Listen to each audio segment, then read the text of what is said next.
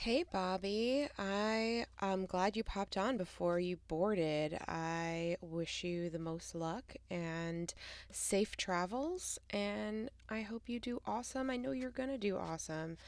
Um, Find your zen like you always do. You always calm me down, so I'm sure you have to find a way to calm yourself down. You're gonna be amazing.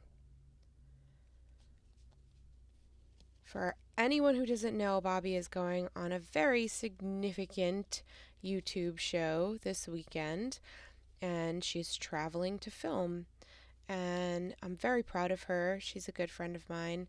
And if you don't follow her, please follow her because she's up to amazing things and she's a very, very, very great influence on me and on everyone else. So, honestly, if you don't follow her, you're missing out.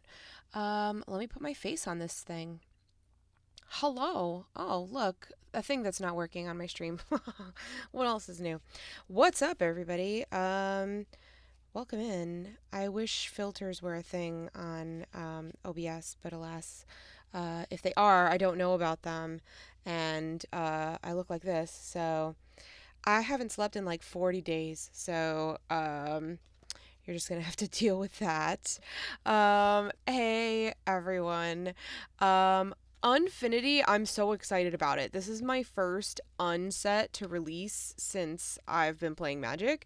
I only have one silver border card, and it is hilarious. It is Urza's contact lenses, and ever since I bought it, I'm going to be honest, I bought it by accident, not knowing that it was illegal to play. I thought it was a real card. And then somebody laughed at me and was like, "You can't play that." And I was like, "Why?" And they're like, "It's not a real card." I'm like, "But I bought it on the real website." And they're like, "Yeah, but there's this thing where sometimes they make not real cards." And I'm like, "What the fuck? Why would they do that?" And they're like, "Well, because people play them casually." And I'm like, "Well, how do I do that?" And then, like, I just had to be educated on the whole thing. So, alas, now I know what they are. And this is the first unset to release since I've been playing Magic. So, I am super excited to play it. And I am dying to build like silly, ridiculous, illegal decks that only my friends will allow me to play. I know it's got mixed feelings. I know some folks are really like unhappy or like not enjoying the uncards or the unset that's coming out, but I'm really really excited about it because it's my first one. So, and I know I want to make something kind of silly. So, yeah, I have not I have not seen Astronaut's coupon. Unhappy. That would be great. That would be a great mark. If they make that, I swear they stole it from you. Um, so this weekend I went to there's not a card bot in the chat. I haven't set that up because I just didn't want to overwhelm myself with too many bots. Um, Now I've gotten the hang of bots, so I feel more comfortable adding one. But as I transition over to my other computer, I'll start to add stuff like that. But there isn't one in the chat. Um, when I'm deck teching, I will look up cards and stuff. So I'll look up some stuff in a little bit. But first, I'm going to talk about Commander Sealed. Commander Sealed is an event that takes place annually. This is my first one that I've attended. It took place in Rochester, New York. And 2 years ago, it's an event that raises money for charity. I don't know if it changes charities every year, but this year was Trevor Project. And 2 years ago when it started, there were 30 people or 34 people that signed up for it. Last year, that number doubled to 64. And this year, quadrupled and was about 300. So this year was bigger and better, and every year it gets bigger and better. They were able to raise $14,000 for the Trevor Project, and I believe that amount was also matched by another company. So a significant amount of money was raised for charity this weekend. The event, you could pay $25 to come to the event and play casually and do other things that were available at the event. But if you wanted to participate in the draft, which was drafting a commander deck, you get 17 packs of varying value, and they're mysteries. Everybody gets like basically a paper brown bag brick of packs, and when you open them up, everybody could have different packs in them, but they're all similar value. So it was $170 buy-in, and you got 17 packs. Some of these packs do contain test cards and banned cards, but nothing was banned from your deck building. You could play whatever you pulled. So there were people that pulled braids. There were people that pulled plenty of play test cards. I have a play test card in this deck. I didn't get to play it. It didn't come up, but there is one in here. So, yeah, there were definitely a lot of options that folks had in their deck building. Liliana did play braids. I know she traded for it. I was like, did you pull that? Because that would be some shit. And she was like, no, I aggressively traded. So I'm going to show you my deck. I am a little proud of it because I did not have time to trade. We had 1 hour to open all our packs and build our decks and trade. But I'm a slow deck builder. It takes me months to build a deck. So to build a deck with 1 hour, including opening the cards and looking at them and reading them, because I have limited card knowledge, I just didn't have the time to trade. You were able to trade within your table of 4 and the table next to you. So you had 8 cards worth of people to trade with. Some people didn't want to trade at all. Some people wanted to trade value for value. Some people didn't care. They were just like, here's a stack I'm not using. Go nuts. But I just simply did not have the time to trade. That being said, I was already at a disadvantage for not being able to trade. Second of all, I ended up playing Gruul, which are my 2 least played colors, and the 2 colors that I know the least amount of cards in because I never play them. So I was basically fucked from the start, but I surprisingly did really well. I built a wildly synergistic deck, considering I had an hour to build it. I didn't trade. I'm playing colors I don't know, and I was limited to what I had in my pulls, right? It was just luck of the draw. But basically, what I did when I was opening my packs, I had a pile for legendaries because that was my choice of commanders, and then I started dividing the rest up by colors, and I looked at the piles that I had the most colors in, and I looked at my legendaries. I think I only pulled like 5 or 6 legendaries, and immediately there were like 3 that I couldn't use because it was, for example, something like every time you scry, then you blah, blah, blah. And it's like, that commander requires you to, hey, Brian, welcome in. Thank you for following. That commander requires you to like curate or have cards that are so specific to that ability that when you're doing a mystery pool draft, that's just not possible unless you're aggressively trading. But even still, that would take so much time. So I just immediately did away with like 3 of the commanders that that I knew wouldn't benefit me in this style draft. So what the remaining commanders were an Orzhov one, which I was really leaning towards, but I actually didn't pull very many white cards, and my white pool was really low. I had a mono black commander, and I knew I definitely didn't have enough black cards to just go mono-colored. And then I was left with 2 other options. My biggest piles were red, black, and green. I knew I was going to play red because my 2 options were Blim, which is red, black, and I was really thinking about it. And my second option was Wilson with a background. Now, Wilson, I did pull 2 backgrounds. One was black, but it dealt with graveyard shenanigans, and I wasn't really dealing with graveyard recursion. So the other option was red, which was Guild Artisan. So Wilson is a little bit keyword soup if anybody is unfamiliar with Wilson. He's the refined grizzly. He can't be countered. he has Vigilance, Reach, and Trample, and Ward 2. And he's a 2/2. And then Guild Artisan as the background, what that does is, I know you're familiar with Wilson because you have a bear deck. What this does is commander creature. Oh, hey, there's a mosquito in my that landed on my thumb. That was cute. My house is clean, I swear. Commander creatures you own have, whenever this creature attacks a player, if no opponent has more life than that player, create 2 treasure tokens. So a lot of this deck deals with trample, a lot of this deck deals with adding counters, and a lot of this deck creates treasures. So the 3 things that I focused on were adding counters, a little bit of trample stuff, and creating treasure tokens. So this is what I ended up putting in that deck. Let's divvy it up a little bit into types.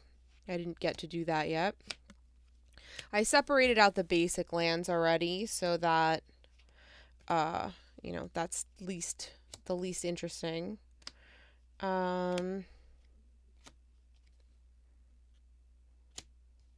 Okay.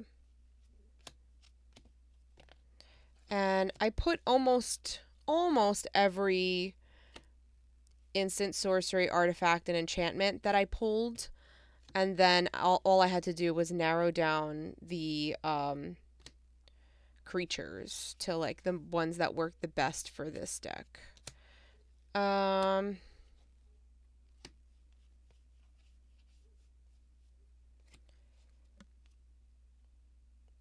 Then on Sunday, after the event, I was invited to play and film with Nitpicking Nerds because they film in person, and they film about an hour away from Rochester in Buffalo. And they thought it would be a cool idea for us all to play our Commander Sealed decks. And so I played this deck on that YouTube show, and if you I don't know when it will air because I know there is some editing that is involved. But when it does air, if you are curious to see how this deck performs, you should watch that show. Obviously, it'll be an edited down version, a sped up version of gameplay, so you're not watching the entire hour that we play at real time. Things like, searching your deck and shuffling and things like that are sped up. So what's up, Mario? Welcome in. So yeah, those are you'll get to see this deck play on that show. The non-basic lands that I pulled and used in this deck are Tranquil Thicket, which allows you to cycle, War Room, which is one of my favorite cards, mostly because I play a lot of colorless and monocolored decks, where you'd pay 3 and pay life equal to the number of colors in your commander's color identity to draw a card. I like having little things like this to draw cards, but I hate paying a significant amount of life, so this is not bad in a monocolor deck. Path of Ancestry, and Racer's Ring. And those were the non-basic lands I pulled. And yeah, I figured 2 life was okay if it was something that like I really needed a card draw. And I feel like this does. That I don't have a lot of card draw in this. So I really did like having the Face Breaker because the Face Breaker, it allows you to sack treasures to draw cards, and that really came in handy because I was making a lot of treasures. My deck performed well in the sense that it was the threat, and the table conspired against me in the first 2 rounds. So I ended up not winning the first 2 rounds because I had to be dealt with. So, and that's I'm not bragging because I draft like shit. Like, I'm really surprised at how well this performed. I will put the deck list up because Commander Sealed has asked us to put them up, so that they can share what people made and, take a look at what people came up with. So I'm happy to share the list and put it up. I haven't put it up yet. So yeah, I lost, which is no surprise, but it did really well, and I was targeted. So that was a good thing. So for my artifacts, I have Honeymoon Hearse, which is an artifact vehicle, but it's a you can tap 2 creatures to make it a 5/5 with trample. So it's a biggin, and you only pay 3 for it. So Honeymoon Hearse, Wayfarer's Bauble, a Skull Clamp for card draw, Prismatic Lens, Commander Sphere, Liquid Metal Torque. If there's something you want me to read, please tell me. I'll hold it up and read it. A Moss Diamond, and a Javelin of Lightning, which is really great on Wilson because you can flash it in and attach it to target creature you control immediately, so you don't have to pay the equipment cost the first time. And as long as it's your turn, equipped creature gets +2/+0 and has first strike. So it's a way to make Wilson a little bit bigger and beefier, which is kind of nice. I'll go enchantments because there's not too many of them. My playtest card is Mana Abundance. If a player would add mana, instead all players add that mana. Predatory Impetus, and this enchanted creature gets +3/+3, must be blocked if able, and is goaded. So that's some good protection. And Goblin Oriflame, attacking creatures you control get +1/+0. So it buffs all my creatures. For instance, I have you come to the Knoll Camp. You choose one. Up to 2 target creatures can't block this turn, or target creatures get +3/+1 until the end of turn. We have Wild Size, which draws a card. Bite Down. Target creature you control deals damage equal to its power. Chef's Kiss. I thought this card was really fun. Gain control of a target spell that targets only a single permanent or player. Copy it and then reselect targets at random for the spell and the copy. The new targets can't be you or a permanent you control. Weather the Storm. You gain 3 life, but it has Storm, so you copy it for each spell you cast before this. And since it only costs 2, late game, it's very likely... I purposely put a lot of very low-cost creatures and low-cost spells, so that late game I can cast like 3 things, and then this, and gain like 9 life. And so... when people have dwindled me down and they think they've got me, I have a means of gaining life back. So this is a card that I held on to several times until late game so that I could play it once I had enough mana to play multiple spells or treasures. Searing Barrage, it deals 5 damage to target creature, and if 3 red mana was spent to cast it, it also deals 3 damage to that creature's controller. I have Roiling Regrowth, Stolen Vitality, Lifecrafter's Gift. Put a 1/1 counter on target creature, and then put a 1/1 counter on each creature you control with a 1/1 counter on it. So that's something I kind of held on to until something else had a 1/1 counter. Put any number of cards from your hand on the bottom of your library, and then draw that many cards +1. This is an instant or a land. And plummet, destroy target creature with flying.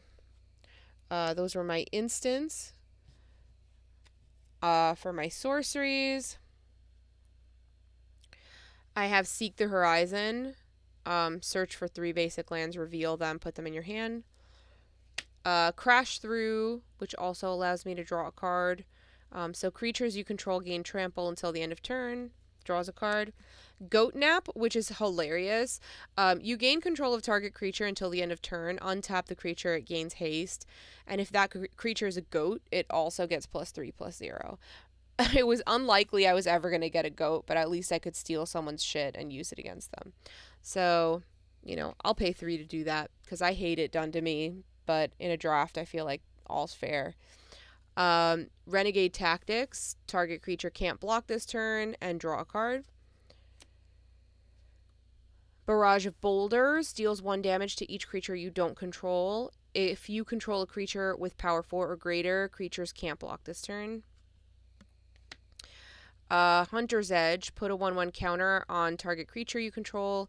Then that creature deals damage equal to its power to target creatures you don't control. Thunderwave, I just love rolling dice. I love dice roll cards, so Thunderwave was a fun add. And Shenanigans is the last card I added for sorcery. Destroy target artifact and you can dredge 1.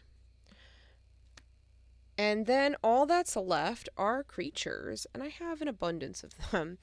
So the creatures I added are Jade Avenger, which is a little frog samurai, and he has Bushido 2. Whenever this creature blocks or becomes blocked, it gets +2/+2 until the end of turn.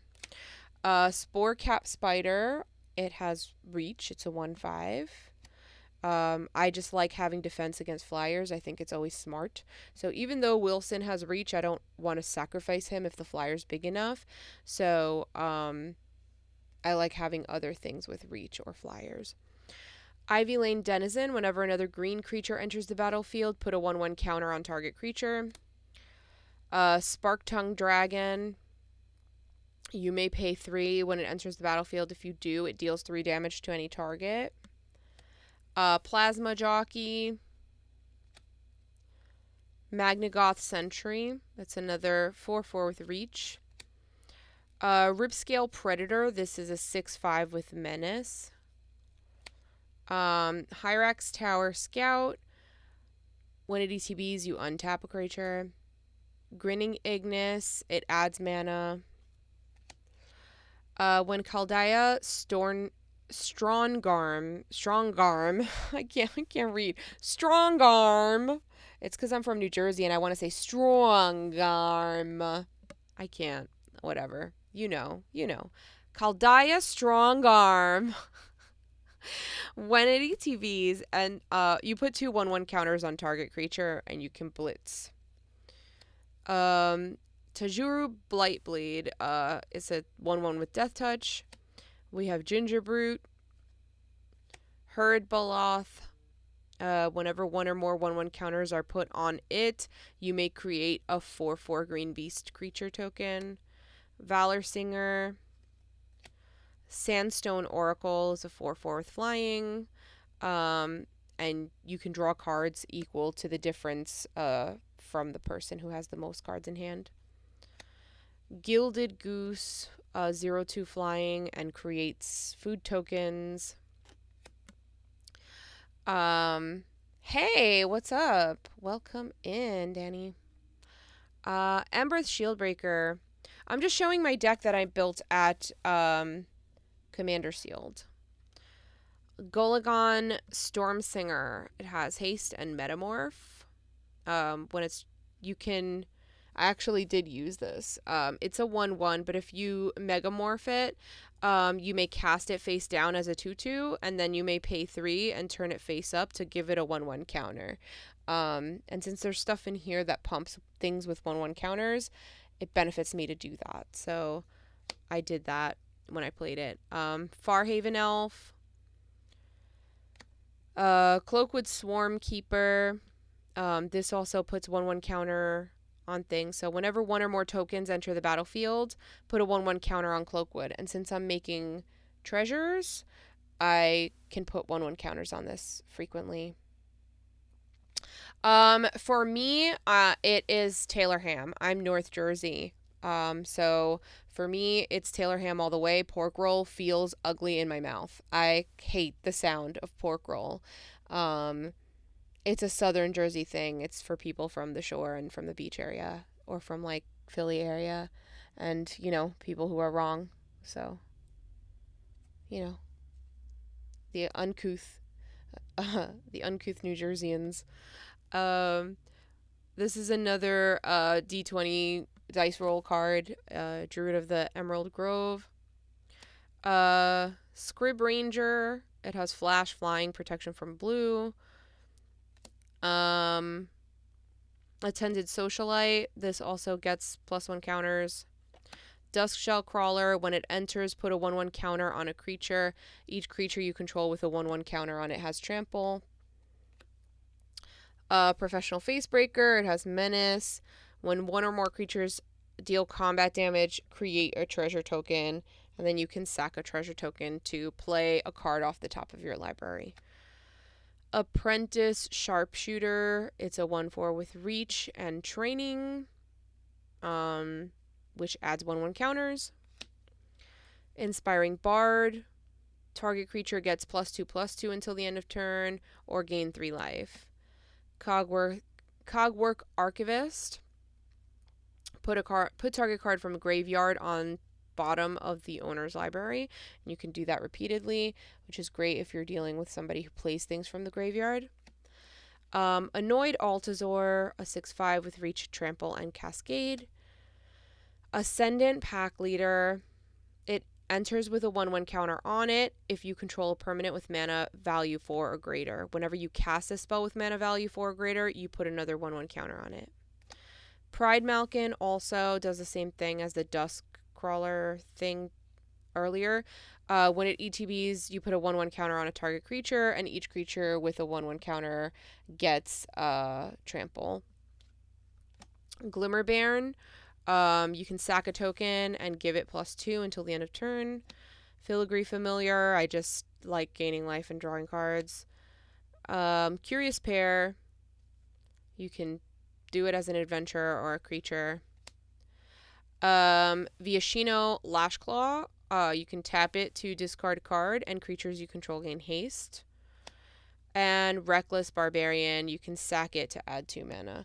So this was my deck that I built. I did not trade. This is all from what I opened and what I was able to narrow down from my own packs. I thought it had a considerable amount of synergy in it. I thought that it, had a good mechanism for creating treasures, adding counters, and giving trample. So that was kind of the top 3 things that I focused on, and I did away with any cards that really didn't have anything to do with that, with the exception of cards that fly or have reach or allow me to fetch lands, draw me cards, gain life. Lands, life, and drawing cards were just things that I knew I would need. So I added cards in there that did that on ETB or something like that, just to recoup. I had definitely more than enough instants, definitely more than enough sorceries, and I feel like I picked the right ones. I really liked my deck. I'm pretty proud of it. I think it's a really good deck and it functioned really well. But don't judge it by its wins because it didn't win much. But I take that as a good thing because that just means that I was the threat. People had to gang up on me a little bit to make sure that they dealt with me because I became a problem at some points. Someone at the table in my first pod, they had just come back to Magic after like 15 years of not playing it, and they had they were limited in experience with Commander, and they had no idea what treasure tokens were. And they said, "When did those come out?" And I said, "I don't know. I've only been playing Magic for like 15, 16 months or so." And the person next to me like looked at me and looked down at my deck and was like, "That's really impressive." And I was like, "I just play Magic like a lot." like, yeah, I don't know how I was like, I thank you, but I'm glad that it's impressive, but I don't feel impressive because I feel like a fish out of water so often, like I just don't have the card knowledge that I wish I had. And there are cards that people talk about or play, and I'm like, birds, I'm like, I have no idea what you're talking about. I wish you did. So, thank you for saying that. I hope I do build good decks. I build decks that are fun for me. I'm aware that I don't often build very competitive decks, and I would like to. I would like to build a deck that's a little stronger than I normally build. Something that really, like, for lack of a better word, pops off. Like, I don't feel like my decks often pop off. Like, they're slow, they have a lot of synergy, they all work well together, but I want to have options is the thing. So I don't know, Adam, I don't know if I wouldn't like to play that type of deck. I just don't know how to build it, and I've never built it. So, I want to build a deck that does something different than my decks normally do. Um, we'll see. But I'm hoping to build a deck tonight. Sorry, I'm just responding to a relatively important message. I'm compiling a group of people for Magic 30 to do a panel discussion, like a roundtable discussion, uh, about an issue that is really important to me, which is inclusivity and representation. So I've compiled a group of really, really awesome creators, and one of them is messaging me with a question. So I just want to be considerate and respond to that.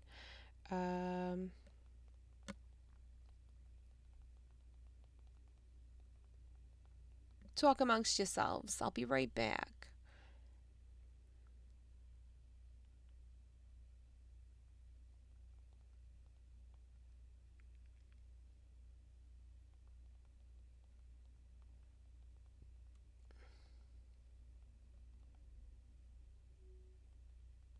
Oh, yeah, there's a Pokemon in the chat. Try to catch it.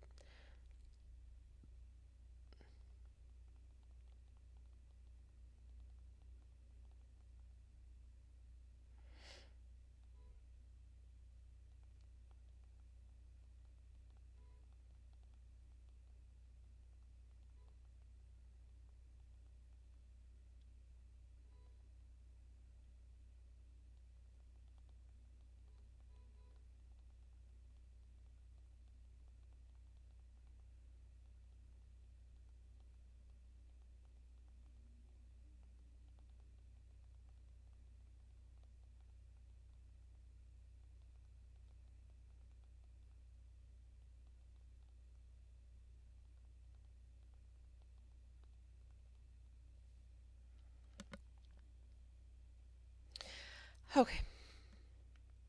No one caught it? Logan, what are you doing? Slacking on the Pokemon. The Fampy. Fampy. Famp. Alright. I'm gonna move over to the interwebs.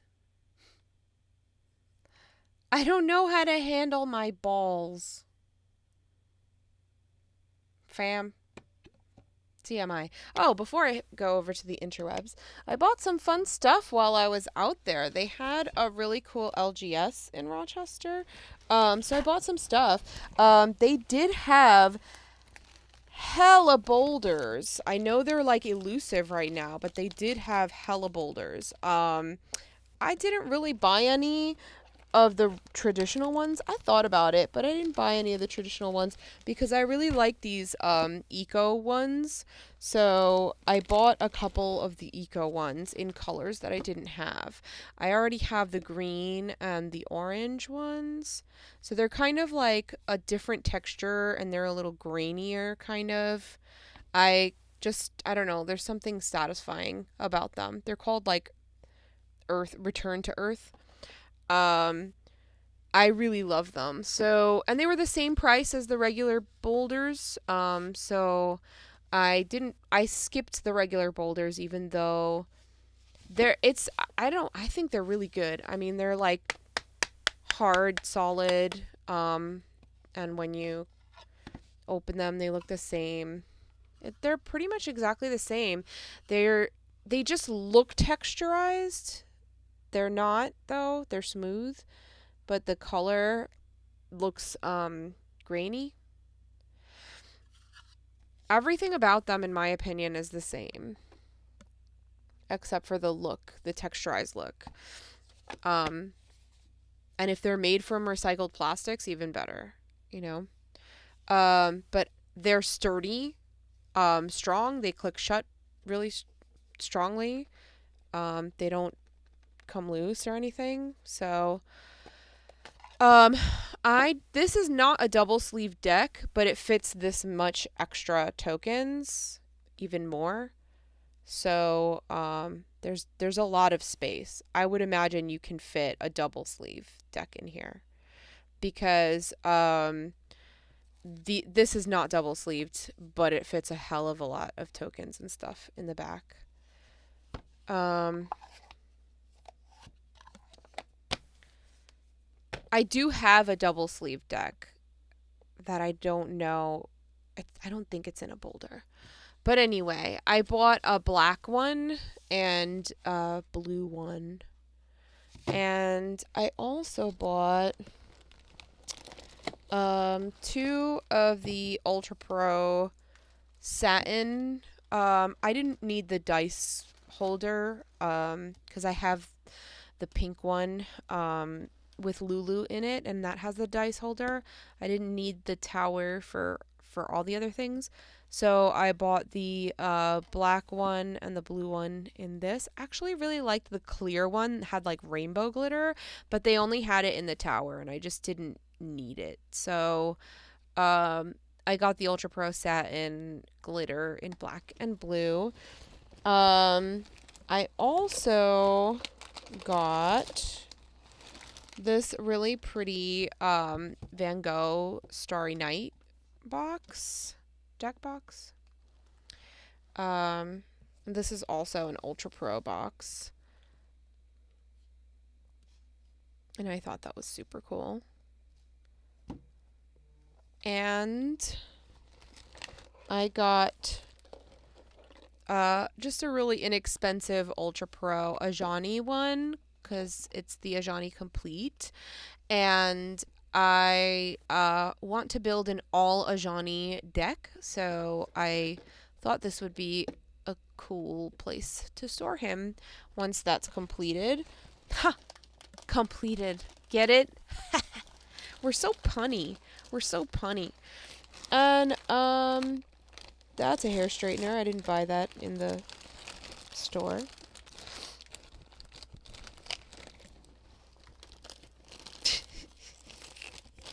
Thanks for laughing. Thanks for the emojis. I bought some dice too. There it is. I bought some super heavy, girthy, beefy metal dice. But they're kind of like dragon textured, and I thought they were really cool. And I was really wary because there were some dice that were super pretty, but I knew they wouldn't be as visible on stream. And I thought these kind of weren't terrible. So, I guess there's worse die out there. I'll probably use different ones for streaming.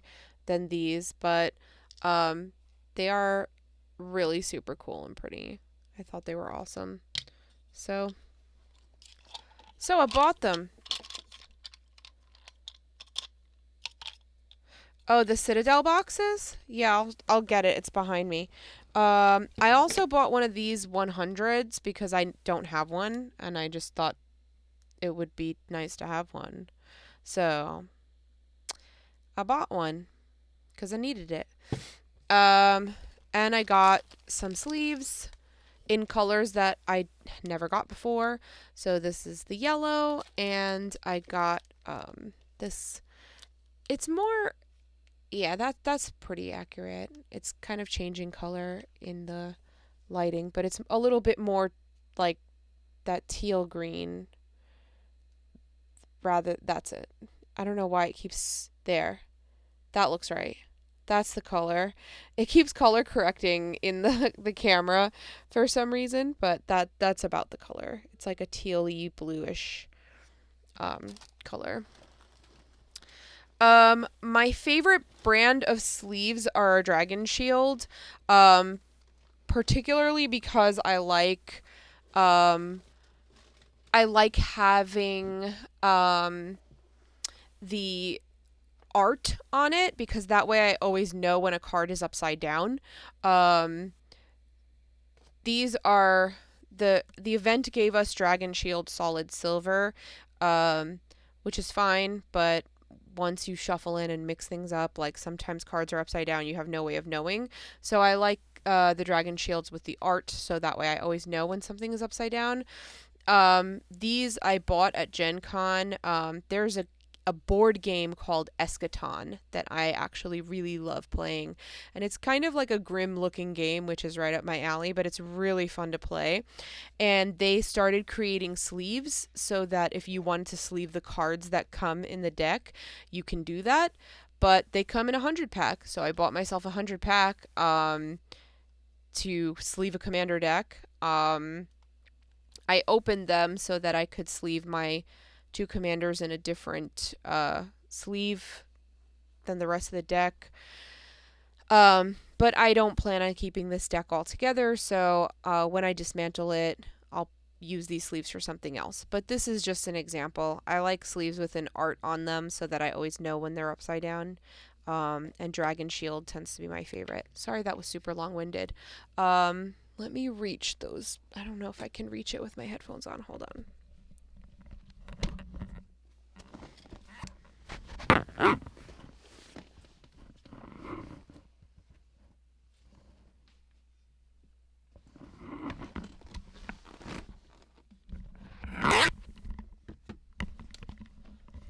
Sorry if that made a lot of noise. All right, Logan. What did you want to see the Quiver Citadel next to?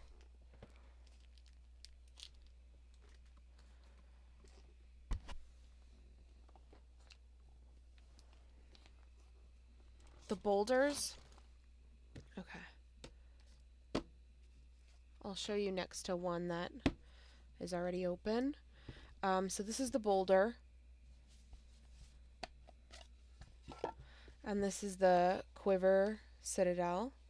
Hey Draco.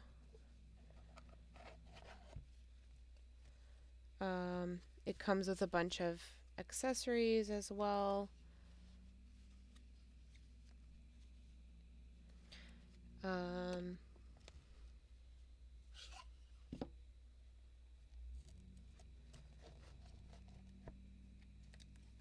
Yeah, so this is the same deck.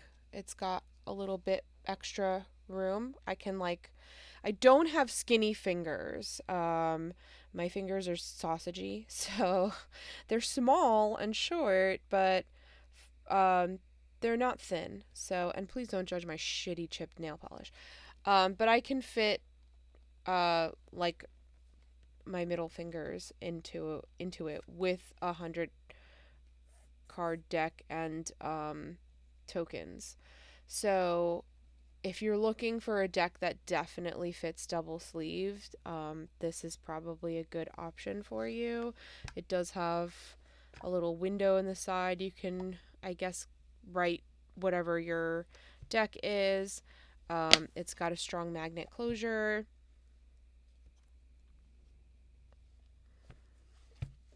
Yeah, so it's not the most like space saving, but it's not bulky either. It's compact for what it fits in it. So depending on what you're looking to put in it. I don't think it quite fits the boulder inside it, but yeah, like you can fit a boulder standing, kind of.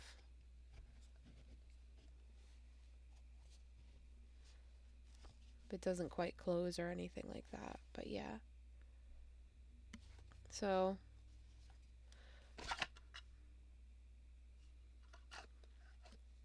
that's what it looks like. Now I can't get it out. I done did it. All right, here we go.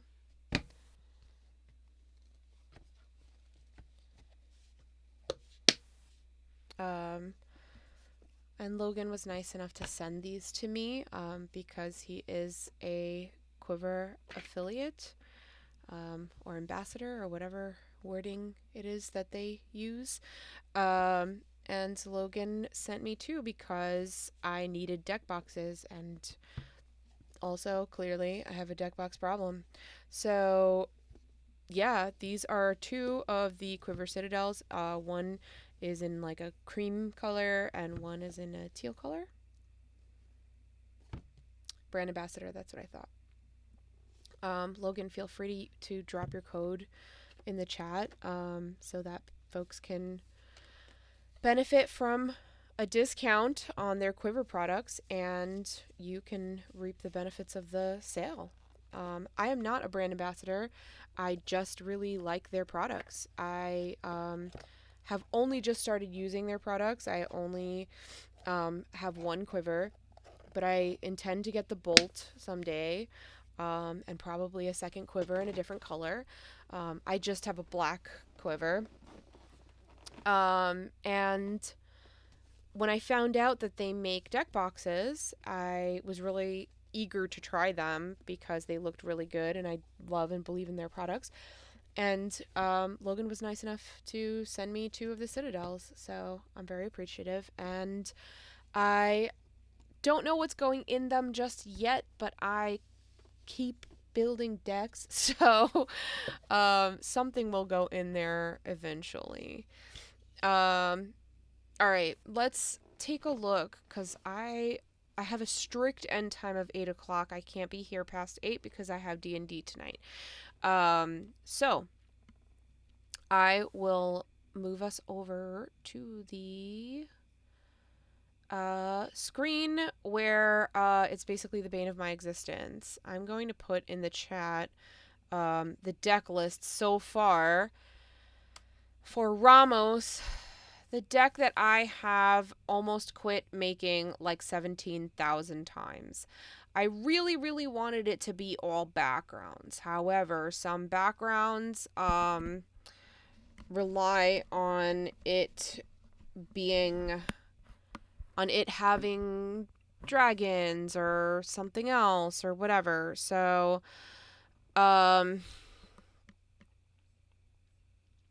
there were some things that I had to pull out because I imagine that Ramos is going to get killed a lot because people don't fucking like him. No, there's a lot of creatures in there. So, I wanted to make sure that my creatures gave me some kind of benefit, like drawing cards or playing lands or ramping, so that I could always afford to recast Ramos in the event that he gets killed. Now, I have gone about building him all wrong because whenever you cast a spell, you put a 1/1 counter on him for each of the spell's colors. So really you should build Ramos with multicolor spells in mind. I did not do that. I just really wanted a 5-color commander that would allow me to play as many of the backgrounds as possible. And I started building this before Joda. And Joda now is the best. Like if I made like a dragon tribal Joda, then I could put all of the enchantments, all of the backgrounds in it. Um so it would I'm going to rebuild this with Joda. Spoiler alert. I'm just putting it out there. I am not loving this deck. I'm going to finish this deck cuz I set out to build it, and I'm just going to fucking finish it, and I'm going to make it and play test it. See you later. Thanks for popping in. Good luck on your stream. Yeah, I'm going to finish building it. I'm going to play test it, see what happens. But I think I'm going to edit Ramos to be what Ramos should be. And he's not what he should be. And I think I'm going to change the Oops All background to Joda, which unfortunately other people have also thought of. And I hate building decks that are trendy, that everybody has built with the same premise. That really chaps my ass. I like an unexpected deck, which is kind of why I chose Ramos as the commander for this, because I thought it would be really unexpected. But alas, I'm bummed it's not coming out the way I want it to be. Well, anyway, I have 20 cards to get rid of. So yeah. I don't know where to start. I've got 35 enchantments, which sounds like a lot because it is a lot. Many of them are backgrounds, but not all of them are. So some of them ended up being other enchantments that are multicolor or things that allow me to like cascade.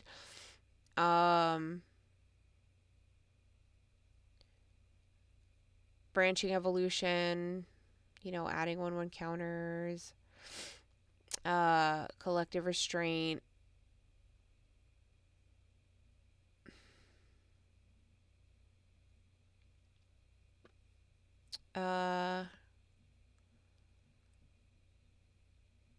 See, this one's okay because it makes dragons. The other one had to deal with if you had dragons, and like if this card never comes up, then I'll never have dragons. It just wasn't the point. There was no point of keeping that. So there's now a lot of enchantments in here that are not backgrounds, but there are still many backgrounds.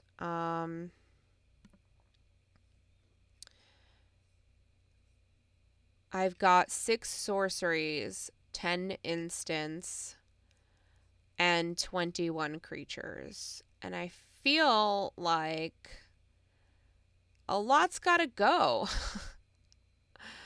All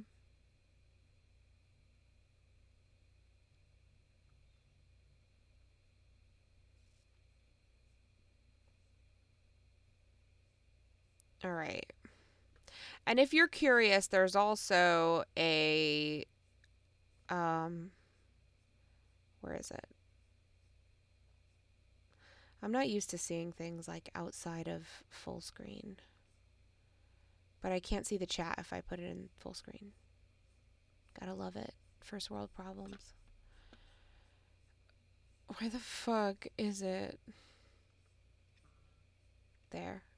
If you look at my considering, there's 61 cards in it because those are cards that have been on the list at some point or another and eventually did not make the cut. And I have 5 in the sideboard that I'm still like kind of on the fence about, but likely getting rid of. So, as much as we normally like cutting, we normally like around 20, 21 creatures, I feel like some of them have to get cut because, because we need the enchantments, and now we have to like make some sacrifices for that. I like the idea of a timed lotus, but also Ramos himself is making hella mana. So I'm not sure if a timed lotus is super necessary, but it is good for recasting Ramos, so I'm kind of in two minds about it.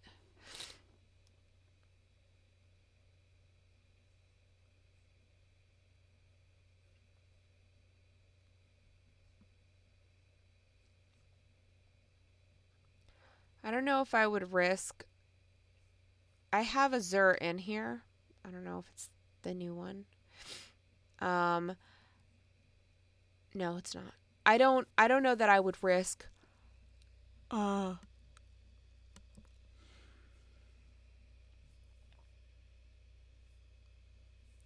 like getting rid of making them creatures and then losing them. Um, I have Chromatic Orrery in there already. Oh, hi.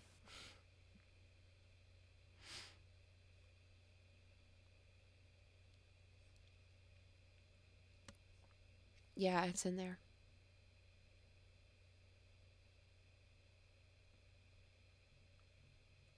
So you're saying one or the other?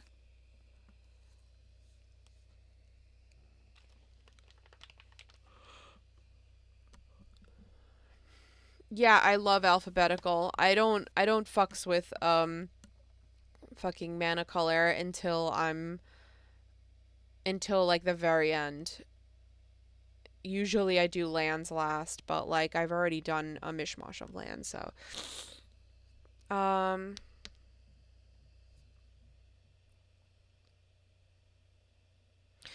I am this is killing me. I've been working on this deck for months and I'm so unhappy with it. It's like it started as the most fun idea and now it's become the least fun. I'm so annoyed with how I let it get. And I think it's because I initially started with too many hands in the soup, like I just had too many people's input on it and I should have built a base like I normally do, or built it, started building it on my own, and then having like, it wasn't intuitive to me, and it doesn't feel completely like me yet. So I want to rebuild it someday in a better way. But I've already committed to this, so let's go. Um, all right, Winding Constrictor, you say.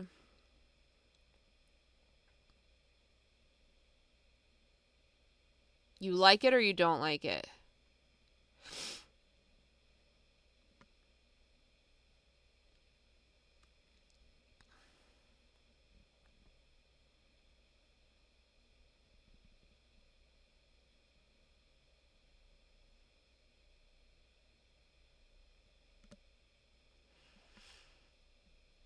Mm.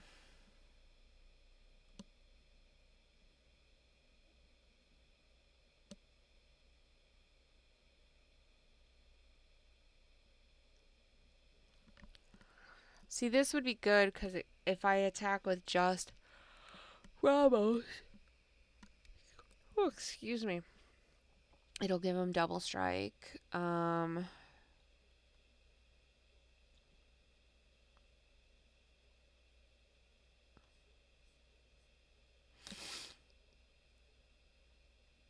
I mean, this is really good, but I feel like I want to get rid of it.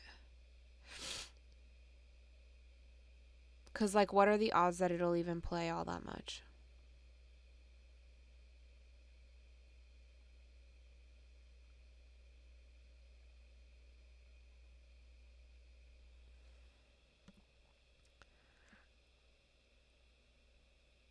Um, I'm going to move it.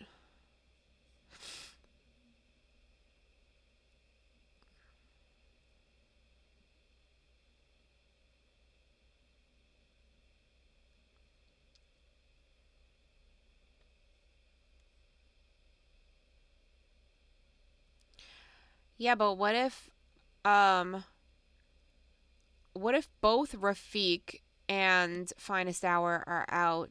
Then I would get an additional combat and double strike on both those combats.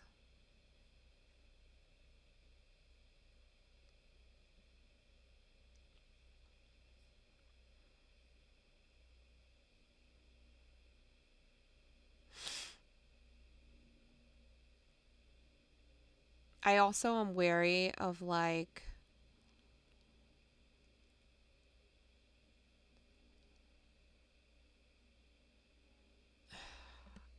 I don't know, Adam. I think so. I think the purpose was to bash people with Ramos because a lot of the enchantments give Ramos extra abilities. But I also don't want to leave myself with no blockers and things like that, so I do have other creatures. But the creatures, excuse me, are doing more than just blocking. They have some other purpose. Um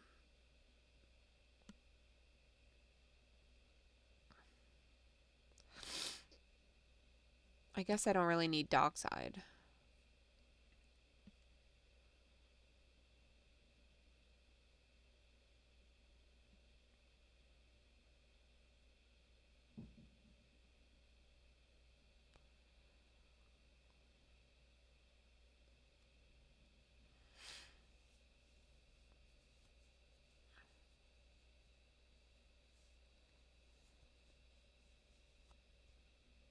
Um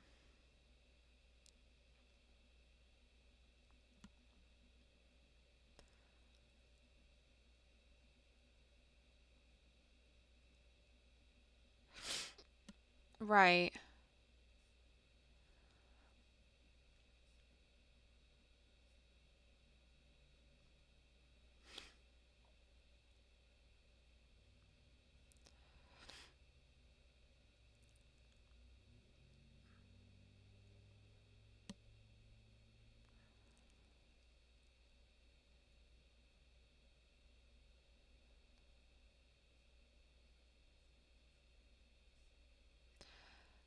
Hey, Scott. I'm finally finishing this.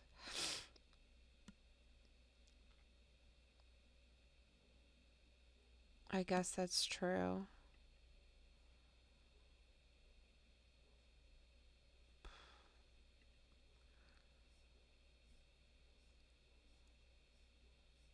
I mean, it's slow, but it's useful, right? Like it's doing something.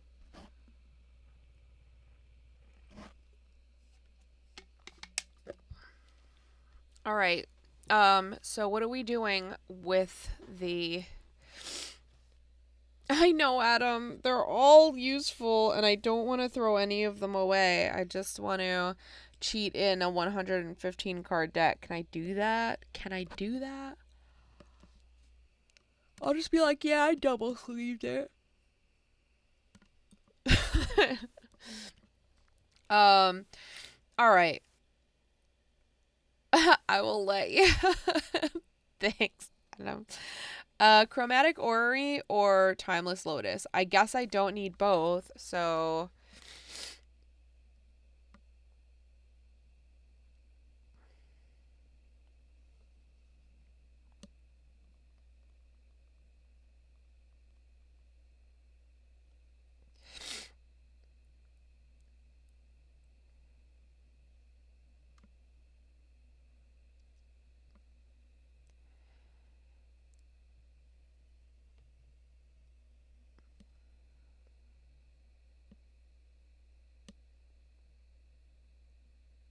nobody. Bueller. Bueller.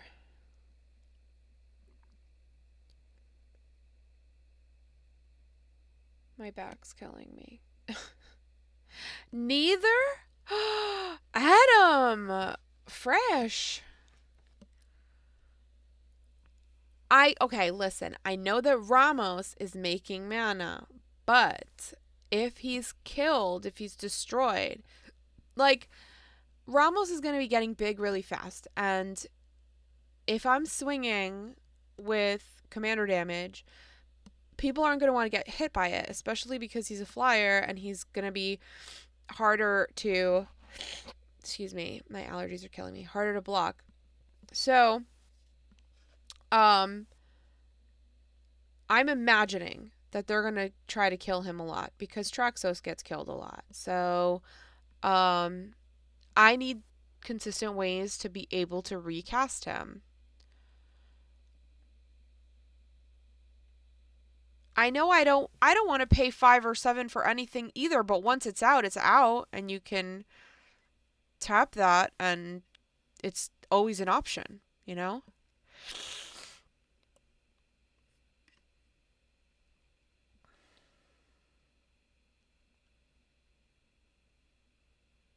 I just don't understand how bootlegger stash isn't in every green deck. Like, you tap a land for anything and it creates a treasure. It's like getting double land every time.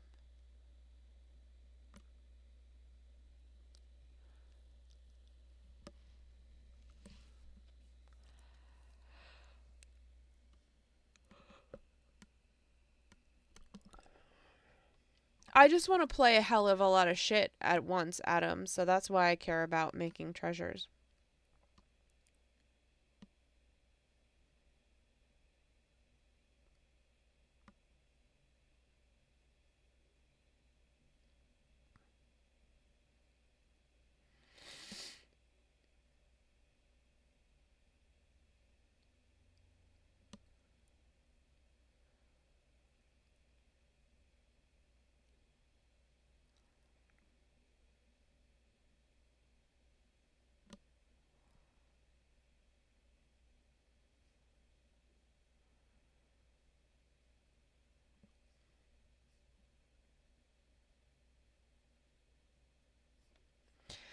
I would love a stash in white because I'd put that shit in everything.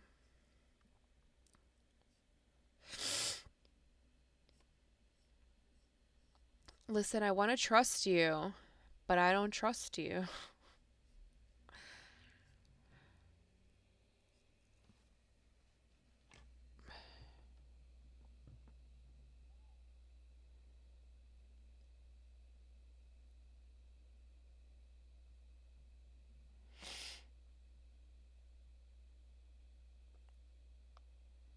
Okay.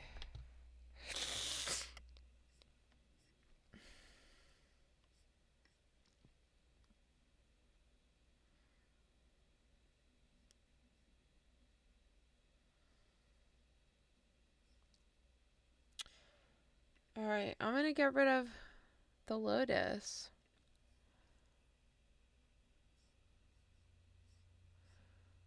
What were you doing?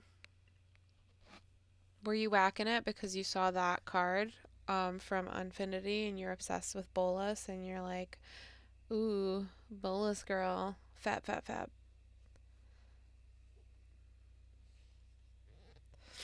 Don't let me get to know you. I will I'll fucking trash you on my stream. If you allow me to get to know you personally and I know things about you, you will eventually get heckled by me on stream. I mean, some people are into that in like a step on me mommy kind of way, but like I assure you I'm not large. So um number one thing that people say about me when meeting me for the first time in person is like, "Oh my god, you're so small." And I'm like, "Did you think I was big?" And they're like, "No, your personality is 7 feet tall." So they just assume that I'm gonna be like, I don't know, like a 5'8" or 5'9", like just a taller or average size to tall woman. But I'm very small, so yeah. I I think people's step on me fantasies just should and could never apply to me because I'm too small for that. Yes, Adam has met me and he can attest. I am small. I'm I'm scrappy. I'm tough, but like I'm not powerful. I'm small. I can't run for shit. So like if the apocalypse is like happening and I have to like outrun like fast zombies cuz you know how sometimes they're slow, right? But like if they're like fast zombies, I'll be like fuck it, just leave me. Let them take me. I'm not even going to try cuz I can't run for shit. Are you saying you want me to step on you, Logan? Is that what's happening? I feel like that's what you're saying. I'm interpreting. I'm just picking up what you're putting down.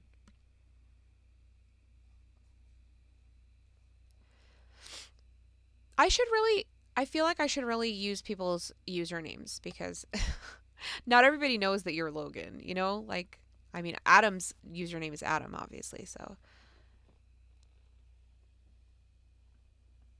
The request has been submitted to be stepped on by me. How much did you pay for that? Because I'm teasing. Um, I'll step on you for free. Um, okay. What the hell else are we? All right, we're doing great, honey. We're up to 116. We've a formal application is in order. Yeah, that's true. Invoices will be sent at the end of the stream. Thank you for being the best manager, Adam. Adam, my accountant, my manager, my photographer, videographer, uh, ceiling mirror placer. We digress. Um, all right, we are up to 18 creatures. We've gotten. Yes, I'm gonna get you a megaphone for Christmas, Adam. We've gotten rid of 4 cards. We've done great so far. Good progress. Solid. Um, all right. All right.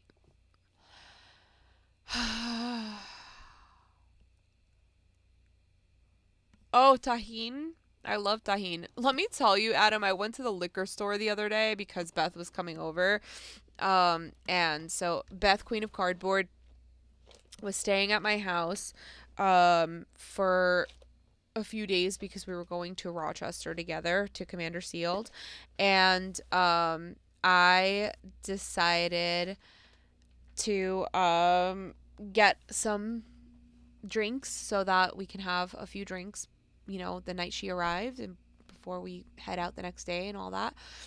And so I went to the liquor store to pick up a couple things. And when I went to pay at the counter, they had like an impulse buy section, like gum and whatever. And there was like a little box of like bottles of tahine. And I was like, I don't know what this is doing in a liquor store, but I appreciate that I don't have to go to the supermarket. Like, it's a one stop shop for me. I'm getting this. And like, I'm so happy that that is available. I don't think that, I mean, I guess you could rim your glass in tahine, but it would probably be very like specific things.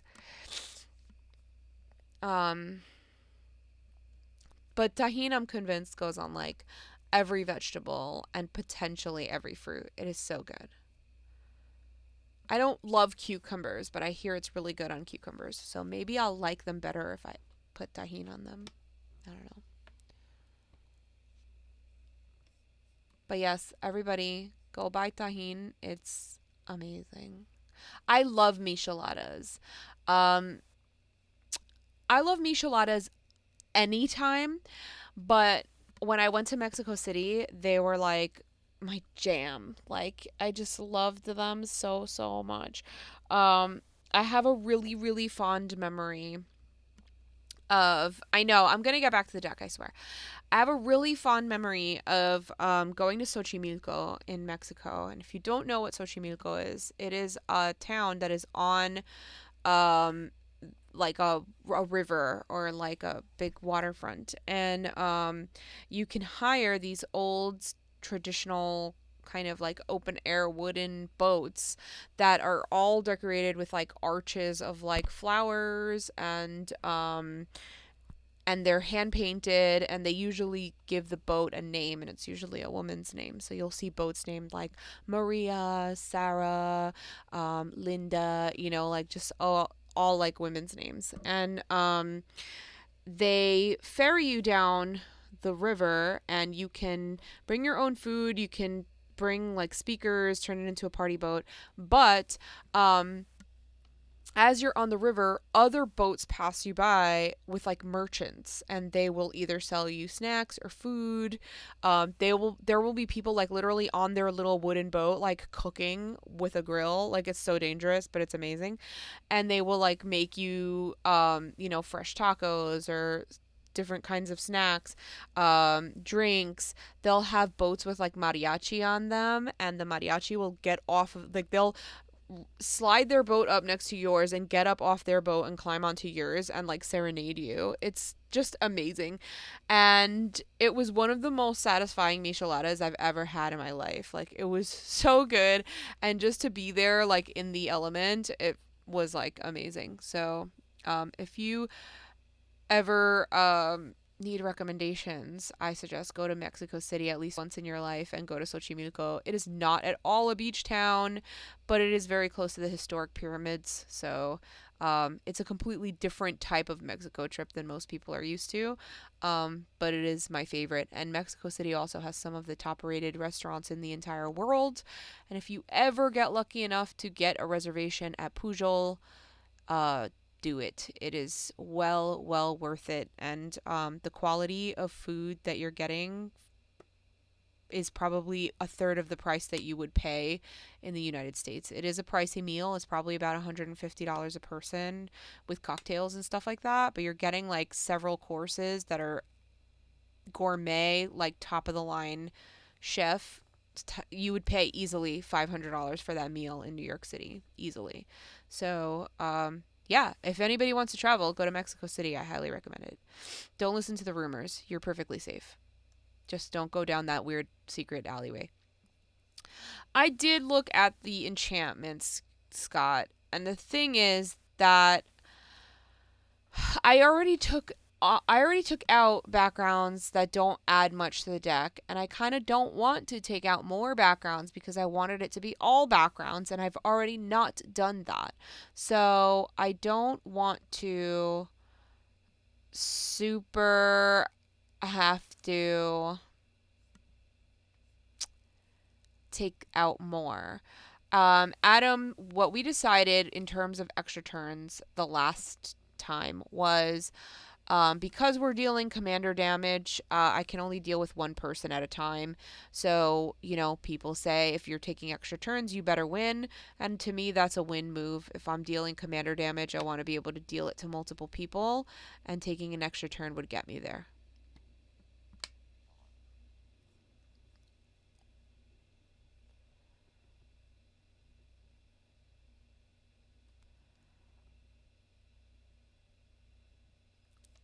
Yeah, but I don't think the enchantments are dealing to multiple people. Like, Kedis will allow me to deal that damage to all opponents, but it's not going to be commander damage.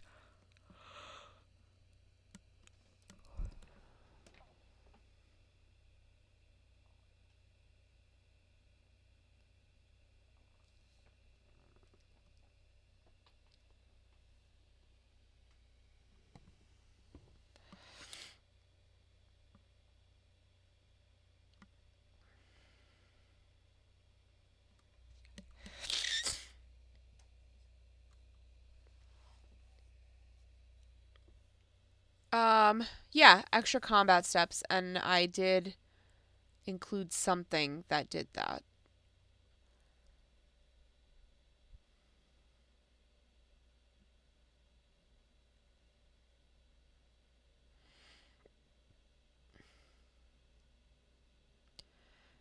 Like, I know that Candlekeep Sage isn't one of the ones that does a whole lot. It's my least favorite enchantment background.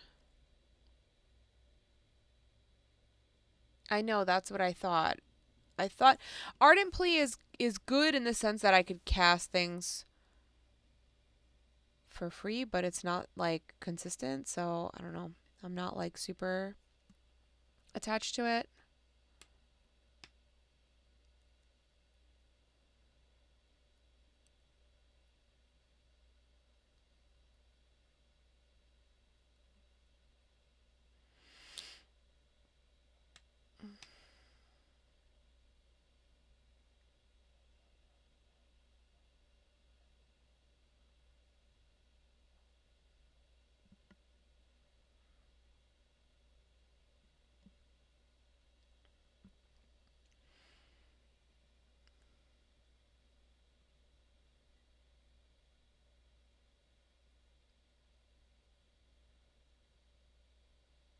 Adam, that already sounds like a lot. If it's 4 steps, it's a lot.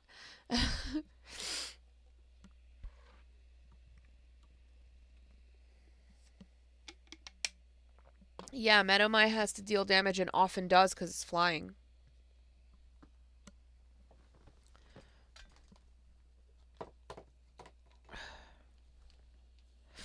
I'm starting to get those allergies again. It's horrible condition. This is gonna make me sneezy. It's a vicious cycle. I'm either stuffed and then I shoot up nose spray and get sneezy, or I'm stuffed.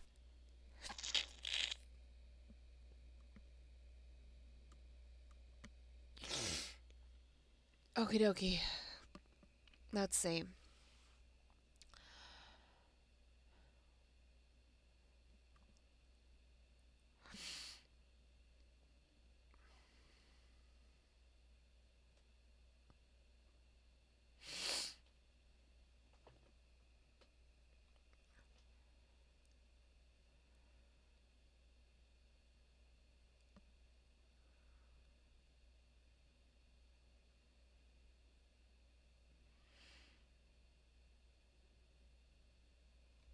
Crazy what? Well, it's up to 1, so you don't have to.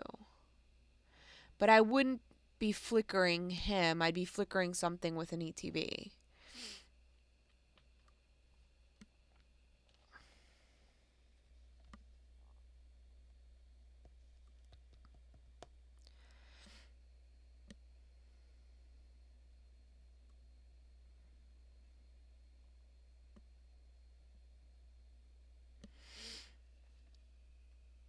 Um, yeah, I don't know. It's not a lot. I could do away with it, but again, it just fucks up the entire theme. Like the whole purpose of making this deck was to have all the backgrounds in it, and now I'm dwindling down the backgrounds to like half of the backgrounds, and it's like what's the point at this point? Like I just want to scrap the entire idea and build Ramos the way he should be built. um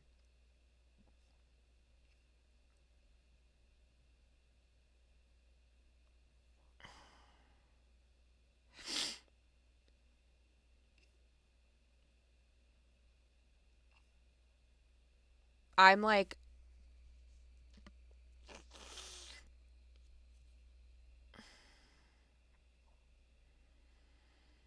I know. I know. It was a really good idea in theory, but this is like a failing um concept.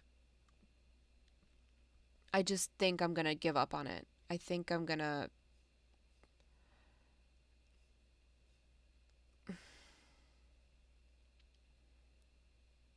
finish it and play it just for funsies, but like I'm going to end up completely rebuilding it. Um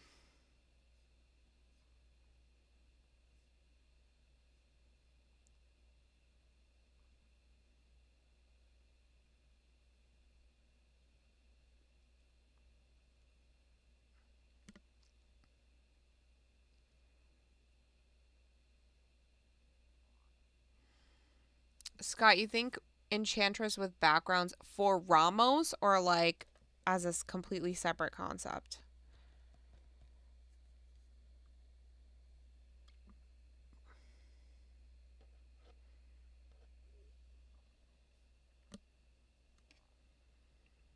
As much as it pains me, I'll move it because we need to.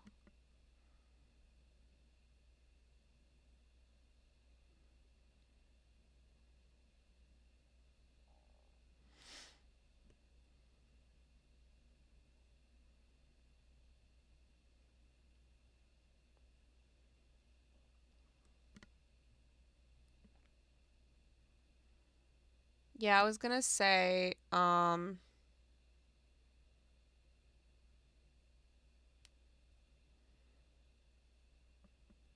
that I don't always need tutors. Like I never use tutors. I have them in some decks, but I never even use them when they're in my hand. Hardly, you know?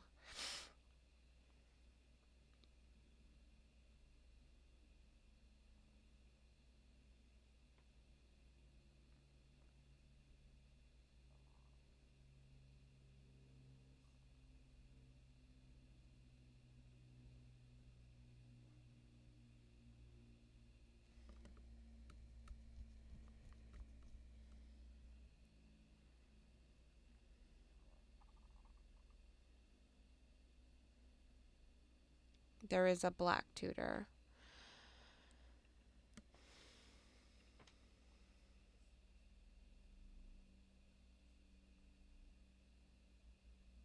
Yeah, and there's a demonic too.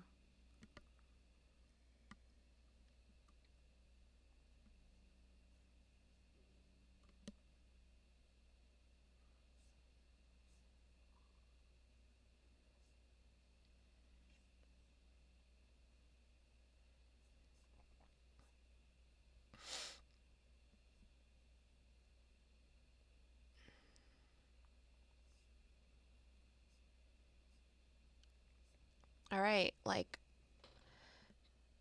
10 more.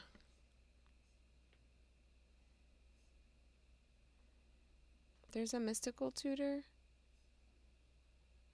Oh, yeah.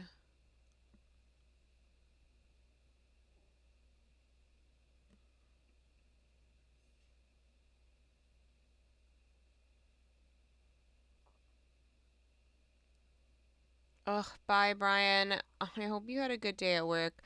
I'm sorry this has been torturous. I'm dying to just finish this deck and be done with it already. 10 cards, folks. 10 cards. I hate this deck so much. Like, I'm almost willing to just. Almost willing to just let you cut whatever you want from it because, like, I just want it to be done. I'm so upset with this deck. It's not fun.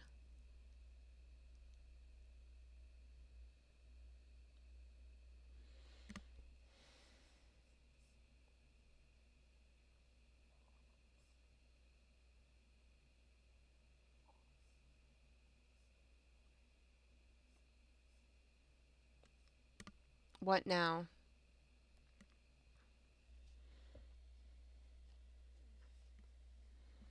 I've got 10 to cut.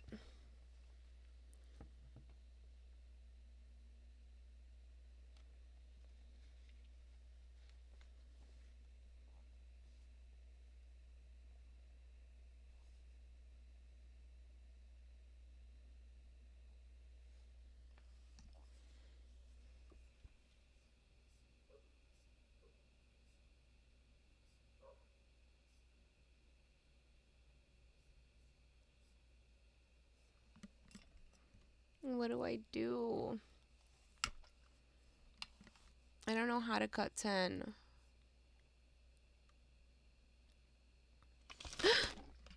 No.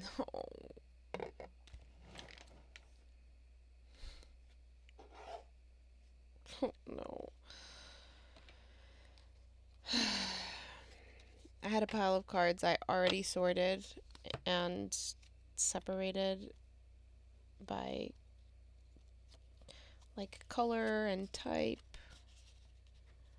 and the stack just like decided to topple over on its own. But I think I saved most of it in order.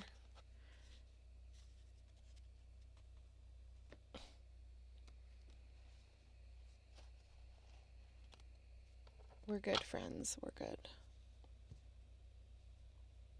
Okay. Oh no. We're not good. I just keep dropping other things. I need to clean my desk is what I need to do. That would help solve the problem. I have to put all these cards in binders. Once I sort them, we'll be in better shape. And then I could truly enjoy my corn card. He can hang out in a free space. Hey, Bert. I'm just fucking dying over this deck that I hate, and I don't know why I built it because I'm so mad at myself now.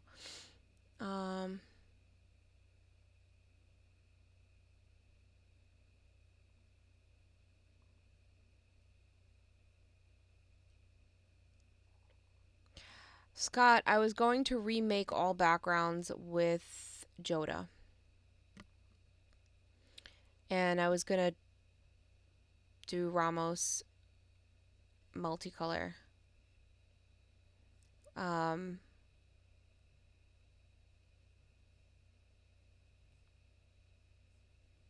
Because this isn't working out, and I'm not loving it. Yeah, please take it and do you with it what you will. I will put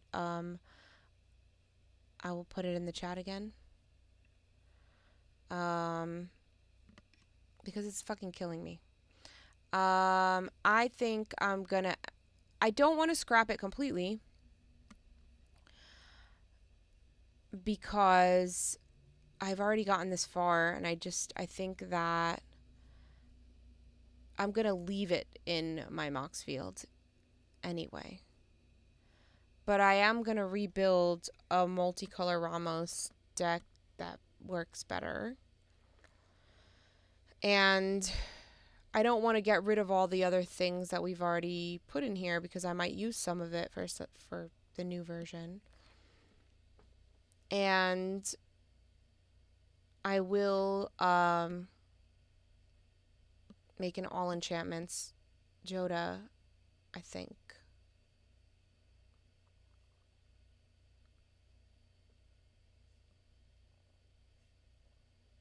Anyway, I've lost my zest for it. I feel like it just hasn't it's not doing what I want it to do, and it's too much effort. It's too clunky. So, that being said, I want to work on a new deck, and I don't have a lot of time to do that, but we're going to make E-Honda. It's going to be another mono white. And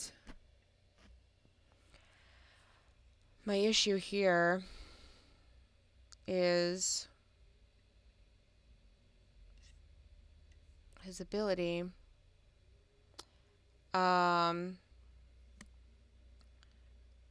As long as it's your turn. Whoops, sorry, I'm trying to. As long as it's your turn, each creature assigns combat damage equal to its toughness rather than its power. Whenever E-Honda attacks, up to 100 target creatures each get +0 +X until the end of turn, where X is the number of cards in your hand. So he does this to up to 100 creatures, so why not try to get 100 creatures? So what he cares about is having a lot of cards in hand and having a lot of creatures. So I started looking up like potential mono white combos. Thanks, Bert.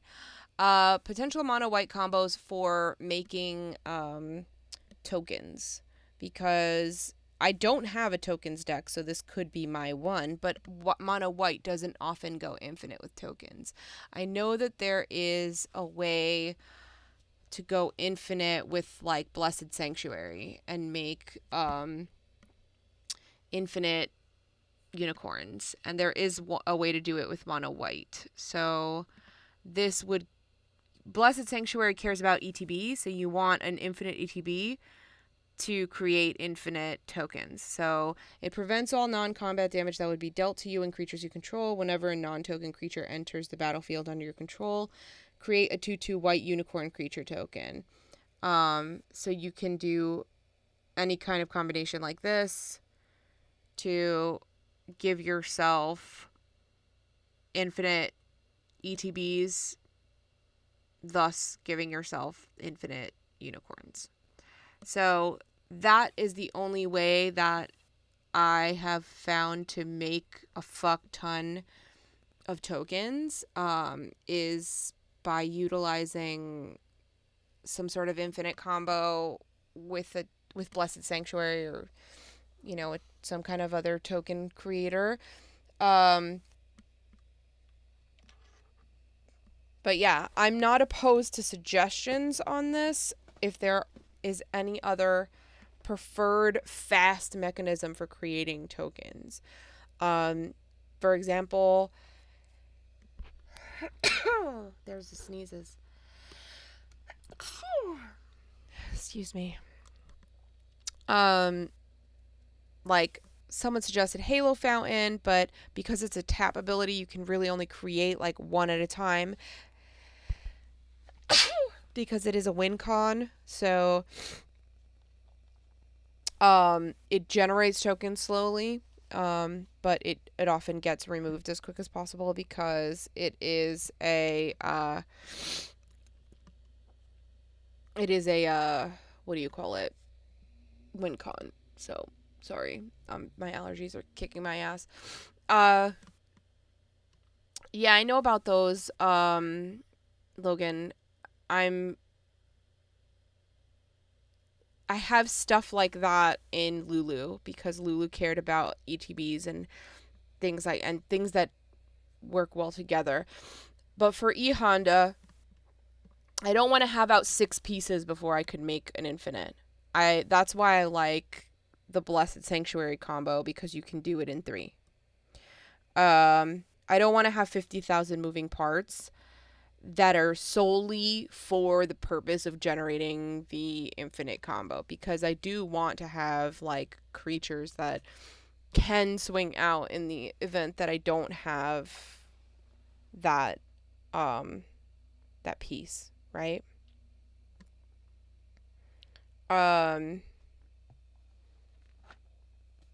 There were some suggestions I got the other day.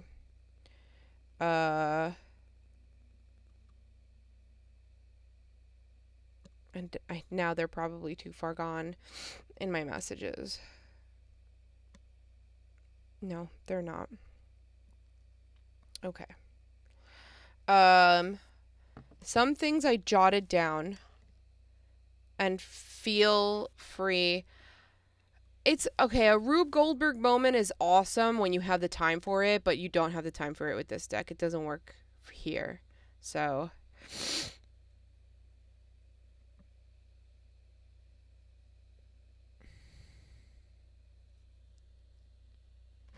I also likely will not be swinging with E Honda himself very often because, oh well, I guess he would still be a 7 toughness, right? Because it says as long as it's your turn, each creature assigns combat damage equal to its toughness rather than its power. So he's a 7, but it's not reverse. It's not that he's a 7/0. He'd be a 7/7 on my turn, right?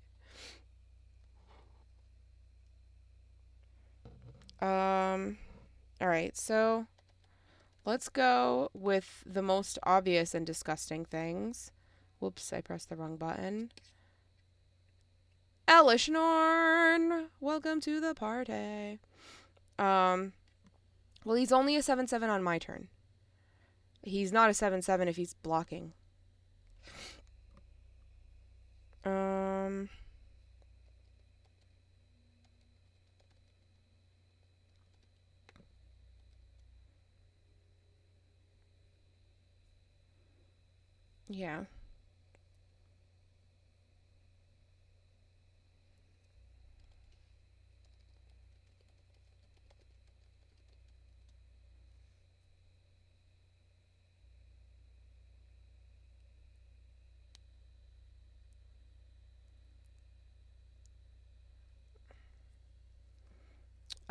What will work?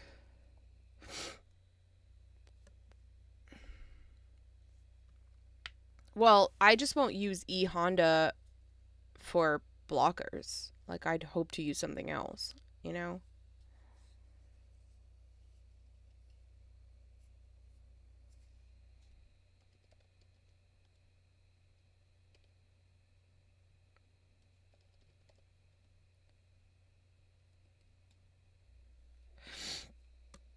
Yeah, he would be a 0-7, but my creatures aren't. My creatures are still what they are.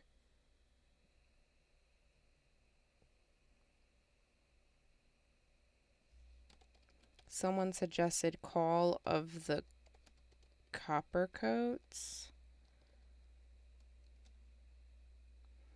I don't even know what that is. Oh yeah, create soldiers. Um,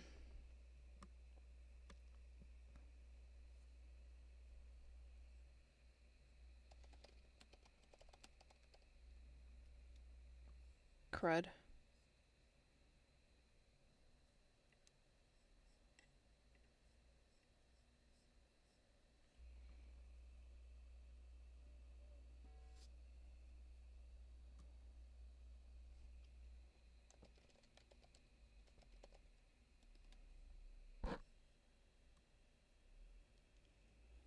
I'm just adding in like whatever can be used to generate fast um creatures. I'm also tempted to put in an infinite mana combo because if I'm utilizing these where you create X stuff, having infinite mana will allow me to create a fuck ton. And I kind of want to have like multiple ways to do that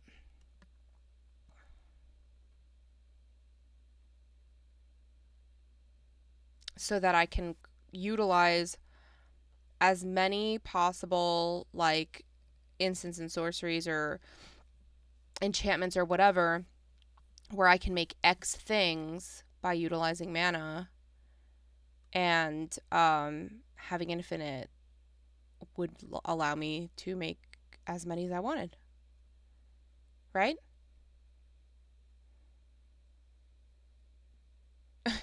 What's Tireless Tribe? How fancy we talking?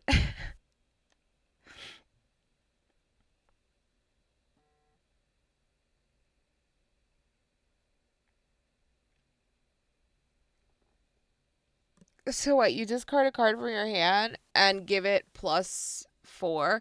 So you can discard as many cards as you want from hand then, you're saying, right? And keep giving it like a fuck lot.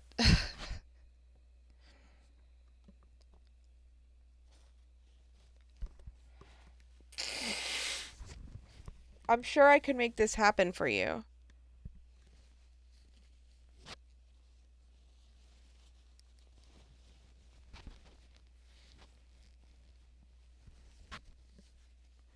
Yeah. For us.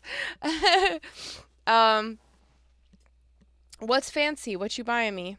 We gotta discuss the terms first, cause I'll make it happen. I mean, I'll make it happen just for pride, but since you already offered in print on a recorded stream where there are witnesses something fancy, then I'm not gonna turn that down. That's an awesome card though. Like I would have never thought of something like that. So that's why I need you, because you be knowing the good shit, and I don't fucking know the good shit. I don't know yet, but you'll like it. I better like it.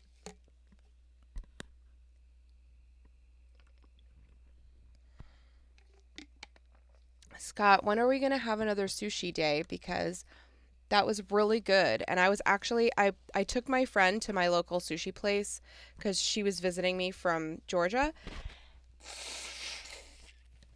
And she wanted to have one more meal before she left back home. And we both decided on sushi. And I took her to my sushi place that I really like. And I told her about how you and I went to go have sushi at a place that you really like. And hey, welcome. Thank you.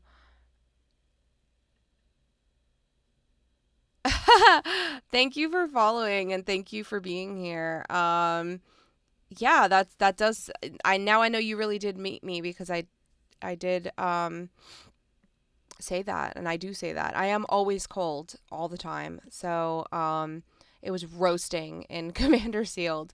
Um, so much so that, like, if people didn't do well in the first 2 rounds, they just scooped and didn't play the last two because it was unbearably hot in there. There was like no air conditioning at all. But welcome, Jimbo. Welcome in. I'm talking to Scoot in the chat, who is one of my LGS employees, and we were talking about how we went for sushi recently, and it was very good. And I was just telling a friend about it, and we had good sushi, and we talked decks, and I was just suggesting that he and I should do that again. Oh no.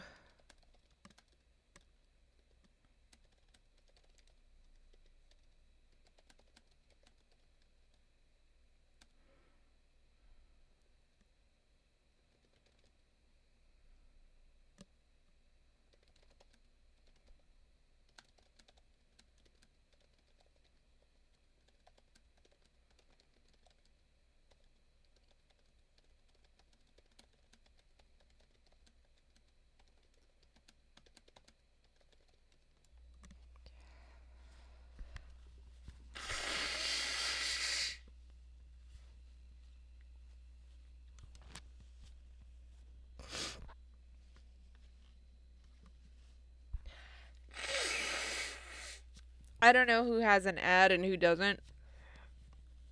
So I'm gonna go on. All right, let's see.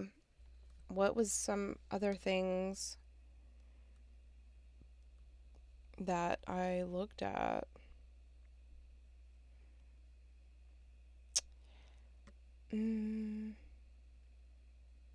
Hey, Shan, I'm building a disgusting mono white deck. Let's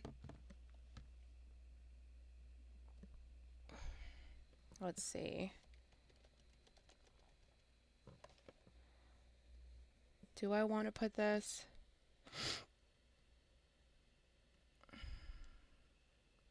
Yeah, that's probably good.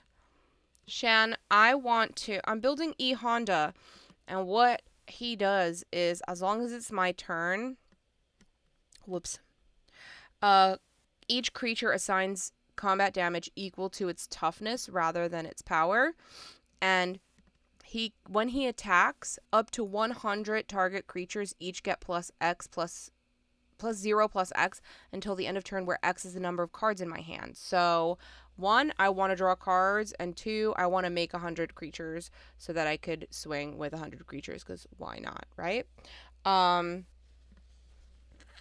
So,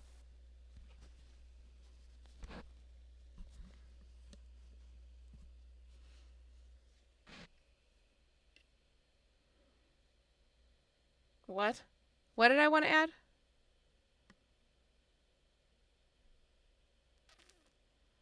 I'm building green while not being in green. Exactly. That is exactly what I'm doing. So I'm building the most green white deck you've ever seen. So I just love to torture myself, and I love the challenge of doing things that people think you can't do in white and then doing them. So um well, okay, 100-handed one sounds like E Honda. Like, okay.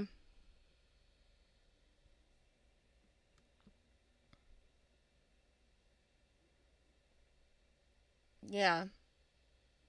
That makes sense. Checks out. Um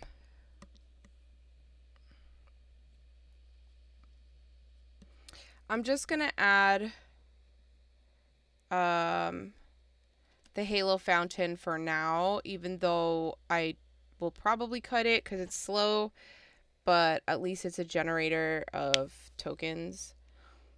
Um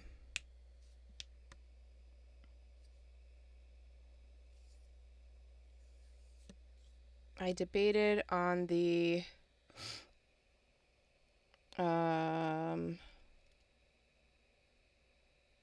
the Archivist of Ogma, and the Deep Gnome, which again I might cut later, but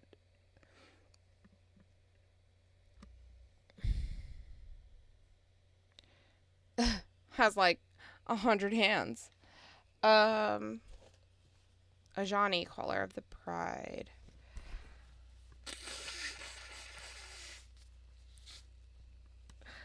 Why is... Okay, I'm going to look it up and I'm going to see.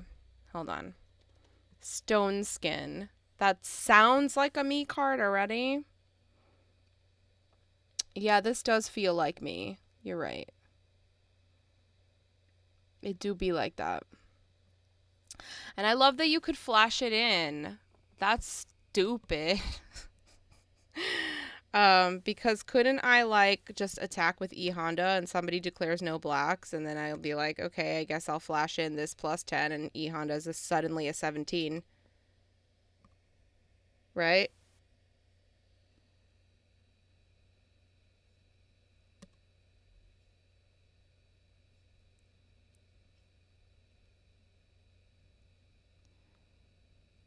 That's disgusting.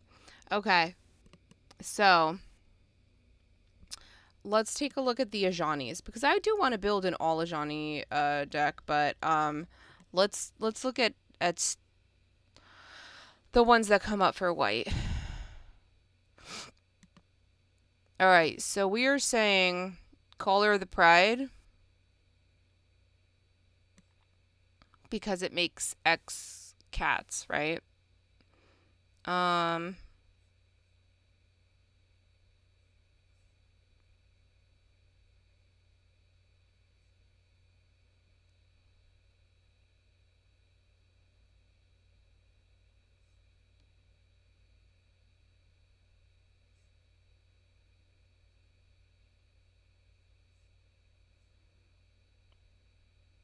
Okay.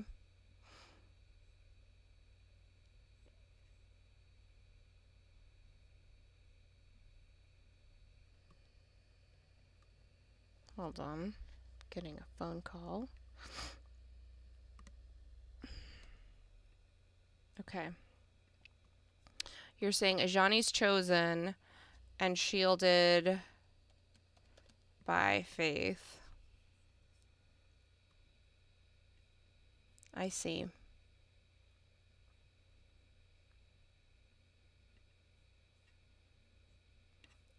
Elspeth.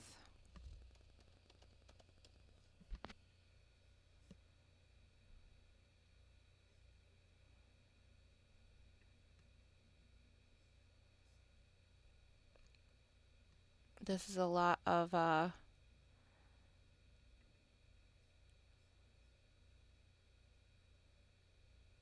planeswalkers, but I'm not mad at it.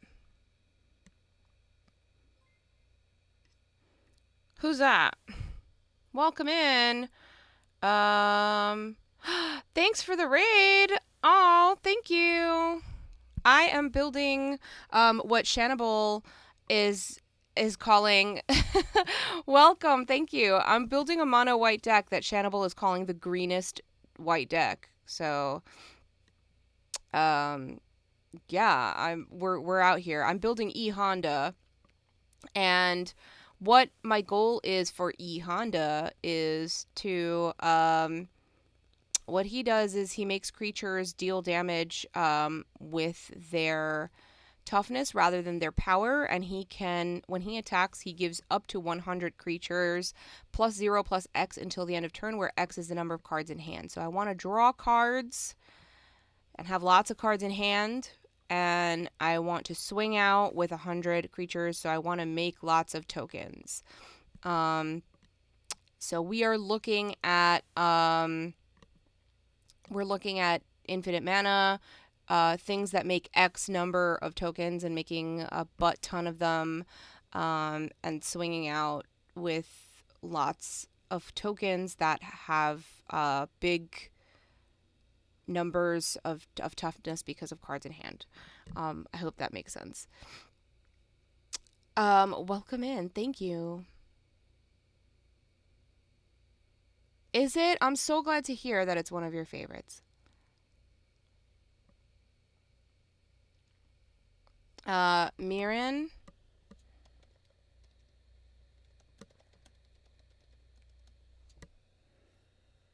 Okay, got you. That's perfect. Thank you. Aren't there a couple Adelines? Which Adeline? Oh, just okay. I guess I thought for some reason there were a couple. Maybe I guess I was just thinking of different arts. Um,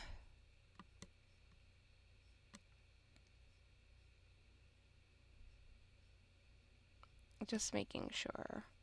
I think I put Welcoming Vamp in there already. Shannon, I did.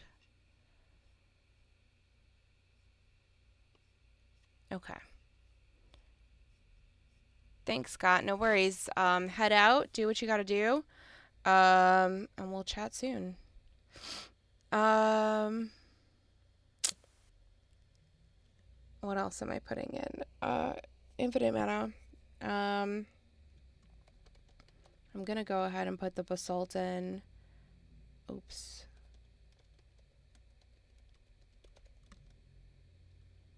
And Rings of Bright Hearth. And I might as well put in, gosh, what's the other thing? The colorless one. Gives colorless +2. That goes infinite with basalt. It's in my Traxo stack. I can't think of the name. I'm blanking.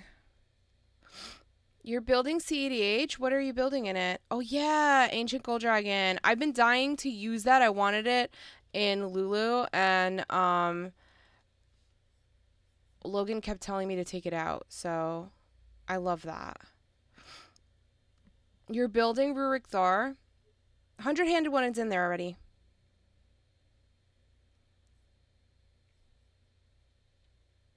Logan, stop laughing, you schmuck. Alright, let's go to Traxos and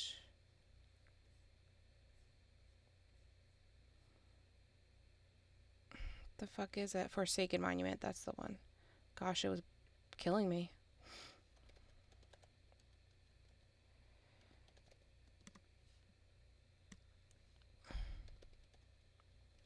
Whoops. I put an extra Z.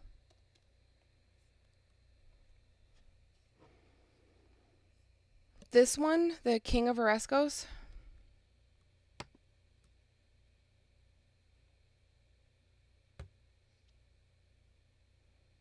Yeah, I guess that's pretty good.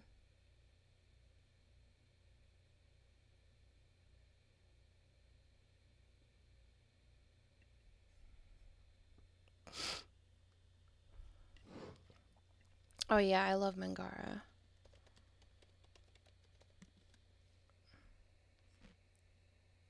Whoops.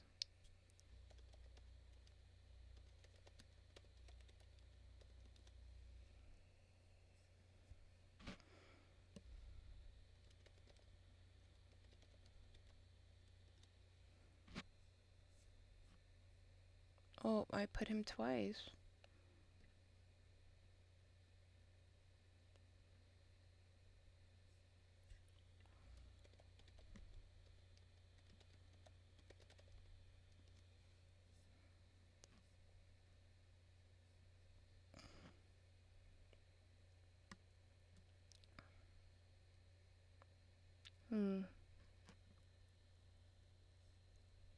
Okay, we're already at 14 creatures, so let's not make this super creature heavy right away because, hey, Adam, we're working on E-Honda.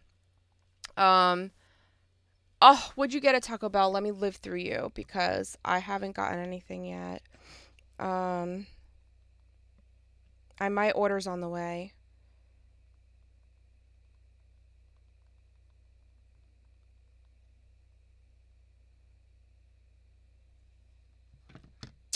Okay, so E-Honda, Adam, what he does is what Shannibal just called me making the greenest deck I can in white. Um, so it's what he does is as long as it's my turn, each creature assigns combat damage equal to its toughness rather than its power. And when he attacks, up to 100 target creatures each get +0/+X, where X is the number of cards in hand. So I want to draw lots of cards and make lots of creatures. I want infinite mana so that I can anything that's makes X number of creatures, I can make infinite amounts if I have infinite mana, so that I can deal big damage with lots of creatures as long as I have a lot of cards in hand and they're not just puny 1/1s, but like, bigger because they get plus X number of cards in hand. Um all right, let's see. I love Basri Ket. First of all, thank you, Dish. You're my new favorite person because I want to put Basri Ket in like every white deck I have, and he never makes the cut, and everybody always bullies me to take him out, and I'm determined to put him in something.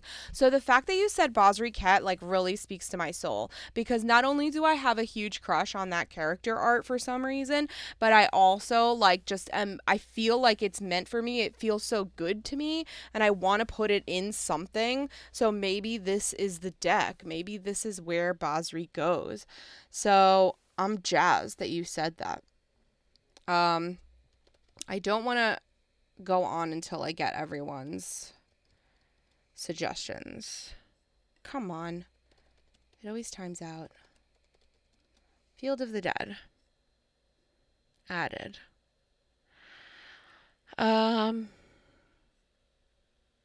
Ooh. I'm not a fan of the Mexican pizza, Adam. I feel like it's a little sloppy, a little messy. And one time they gave it to me without cutting it, and I was like, "How am I going to eat this?" And it was just like a sloppy mess.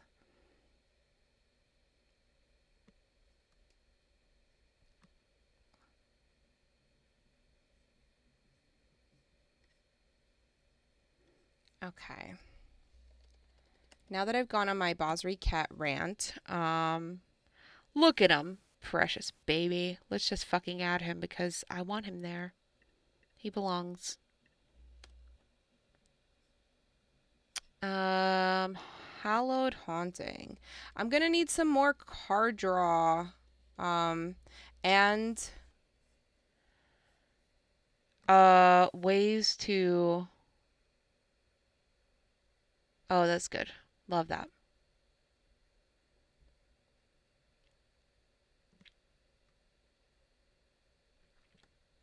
Cool. Um, I'm gonna need ways to have like no max hand size. So of course I'm gonna put like a reliquary tower and maybe a thought vessel.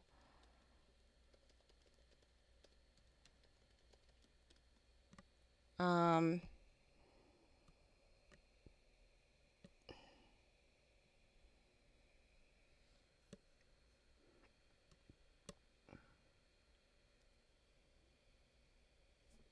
Intangible virtue. Cool.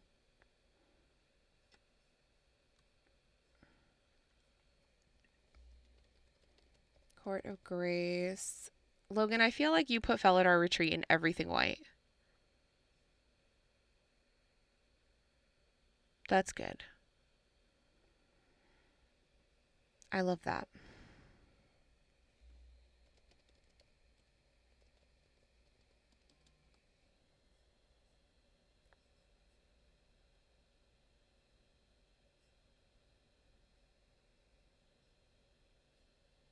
Did it not go?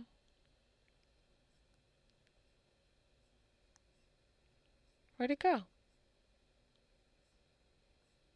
Oh, there it is.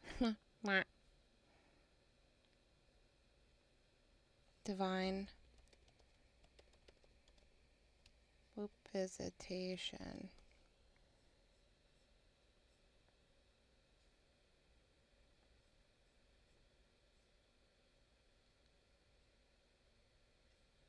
Oh yeah, rabble rousing. That was on my list.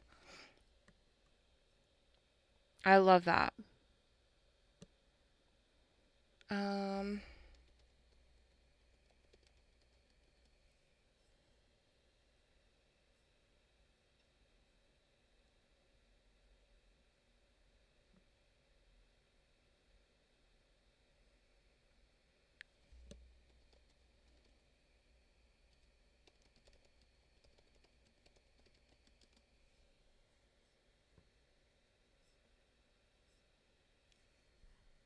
Prava.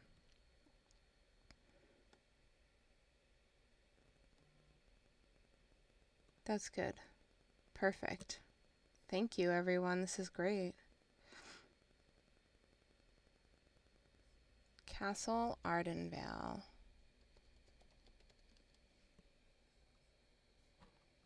Yeah, that's good too. Thanks, Adam. Yeah, skull clamp. I haven't put any ramp pieces in or any like obvious equipments. Skull clamp's definitely one that should be in there. Um,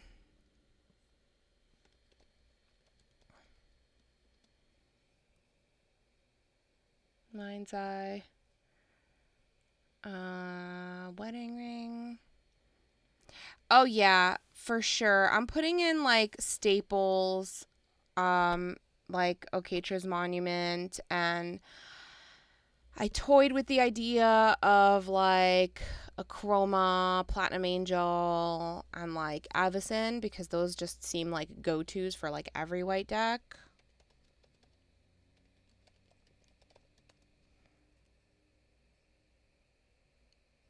But I don't want to prioritize them. I want to like add them in when and make sure that there's room for them and not put them in because I put that shit in everything. They're my Frank's Red Hat. Yeah. I just said Achromas, right? Didn't I? No? Did I not? I also put in a lot of Achromas, so I always put in Achromas Memorial.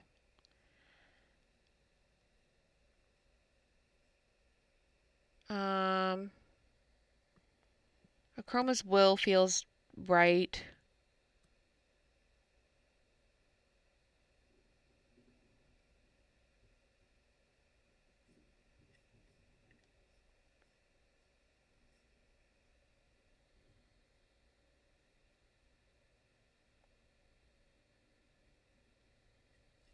I have Daxos in something.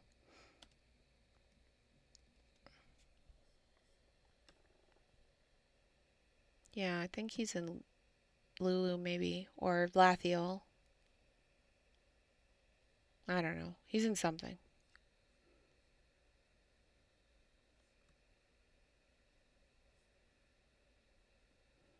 Esper Sentinel, Archivist of Ogma are in there already. Um, Alms Collector is not. What the hell happened there?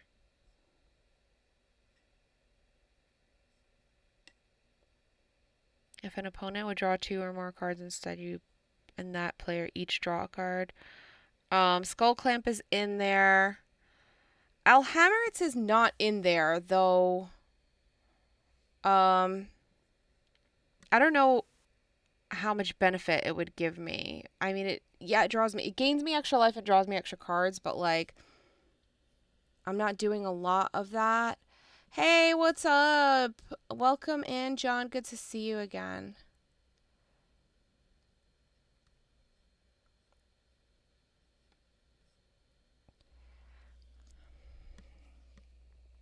You don't think? I mean, oh yeah, Shan. I thought of Smuggler Share too. I'll tell you why. Because I have a really awesome altar, that is Han Solo and Chewbacca. And I've been, as much as I love raccoons, just as they are, that is an awesome altar. And I've wanted to make use of it, and I haven't put that card in anything yet. Um,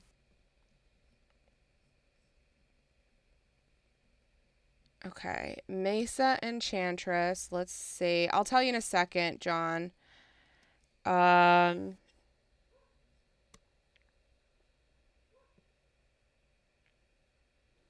I don't know that I'm kept playing enough enchantments yet, but I'm gonna move it to sideboard just in case. Um, Prava's in there, and Mentor of the Meek is in there. Let's see the Celestis.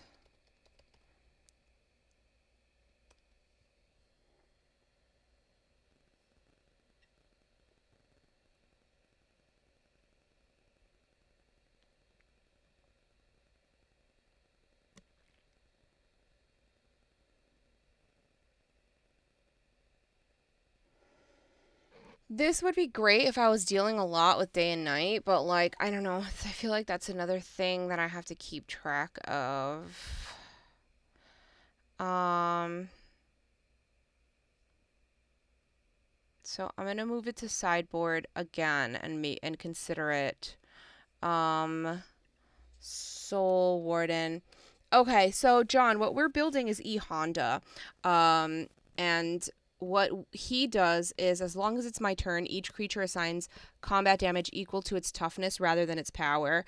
And when he attacks, up to 100 target creatures get +0/+X until the end of turn, where X is the number of cards in my hand. So what I want to do is make 100 creatures. And the way I'm hoping to do that is by having an infinite mana combo and playing something sort of like Grand Crescendo, where it's create X 1/1s, so that way I can create as many as I need as long as I have infinite mana. And then as long as E Honda is swinging, then everything is getting +X for the number of cards I have in my hand. So I want to have a lot of cards in hand, and I want to have a lot of creatures. Yes, Scroll Rack is something else that I have been wanting to. I have like 5 Scroll Racks, and it is in none of my decks. So I want it to be in something. I also want it to be. I also want to put a Sensei's Divining Top in something. That I have like 5 of those as well, and I don't have it in anything.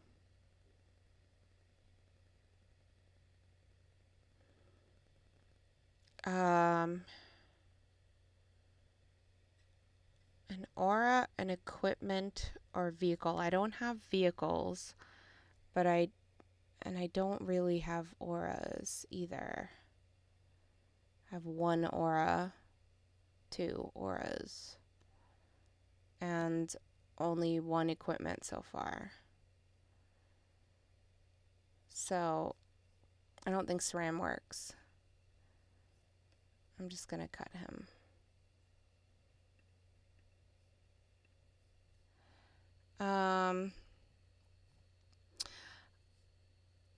I need lands. I prioritized. Benny Brax is a good one.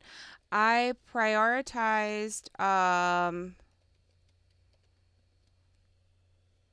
planeswalkers and creatures, which I think we're kind of like almost there on. We're pretty good on.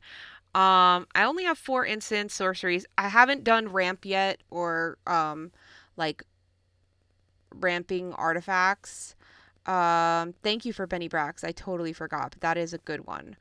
Um, I have some enchantments, not a whole lot.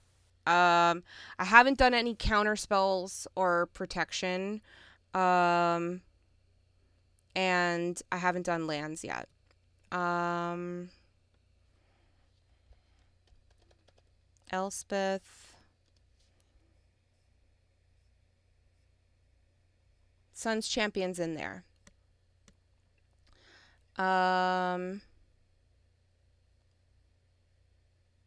Secure the Waste. Yeah, I have a Johnny. As far as planeswalkers, I have a Johnny, Caller of the Pride, because he makes cats. Bosriket, Elspeth, Knight Errant, and Elspeth Sun's Champion. Oh yeah, Keeper of the Accord is pretty good. Solidarity, you said?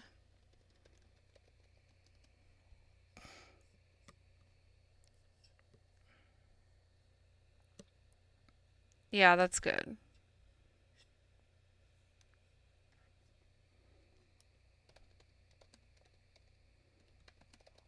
I do have Keeper of the Accord in, I think, Queen. Um, Archaeomancer's map.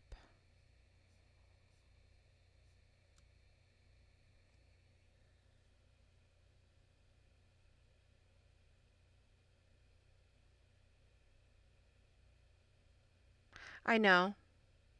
I have my eye on the time.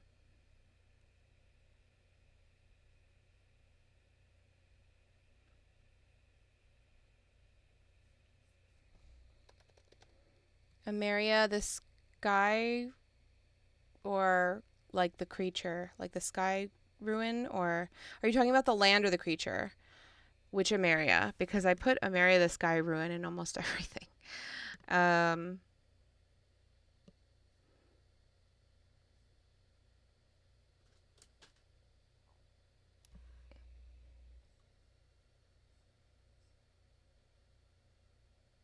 like, are you talking about? Okay, I wasn't sure if you were talking about Ameria Angel because it makes birds, or like Ameria's Call, create 2/4/4 White Angel, blah blah blah, or okay. So Ameria the Sky Ruin, I do like that card. Um,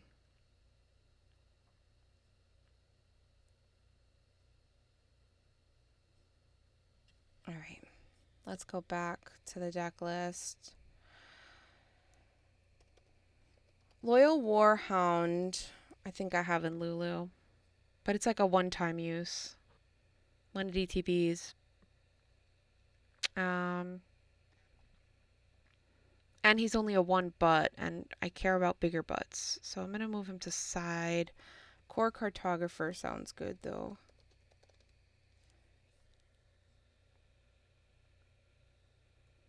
Yeah, he's a little bigger. Um,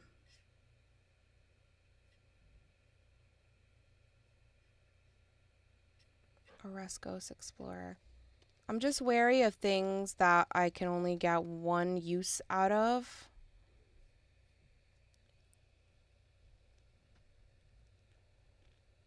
Yeah, this is better.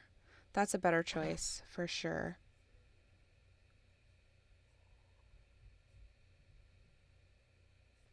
Okay.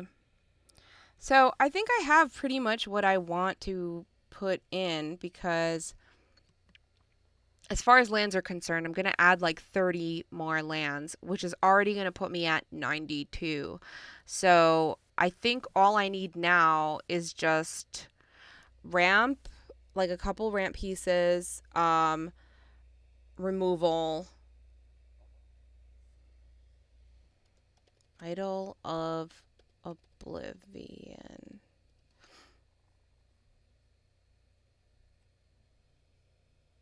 Okay, good. Thank you. I need ramp. Let me write this shit down because I'm the worst. Okay. Ramp, removal, lands, protection.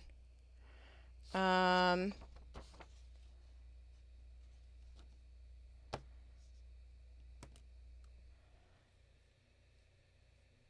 is that the name of the card? Theros Wrath?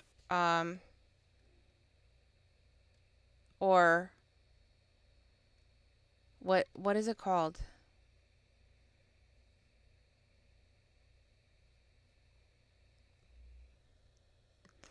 I thought of land tax, but I don't know.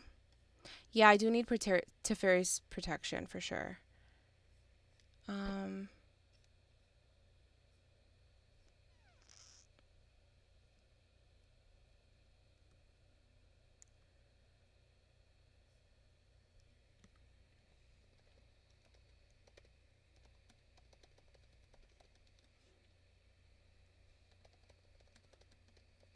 let's shatter this guy.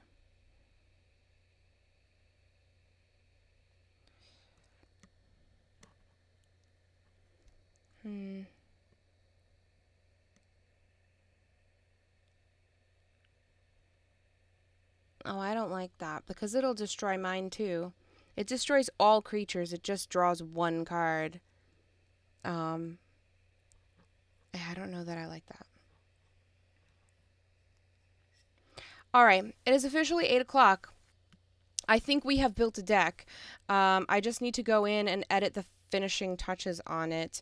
I'm going to add the deck list to the chat um, so that all of you can take a look at it. If you have any suggestions, please comment on the deck. You can leave a comment on it. You can go to the comments and leave a comment and say whatever you think feels the best possible suggestion for it.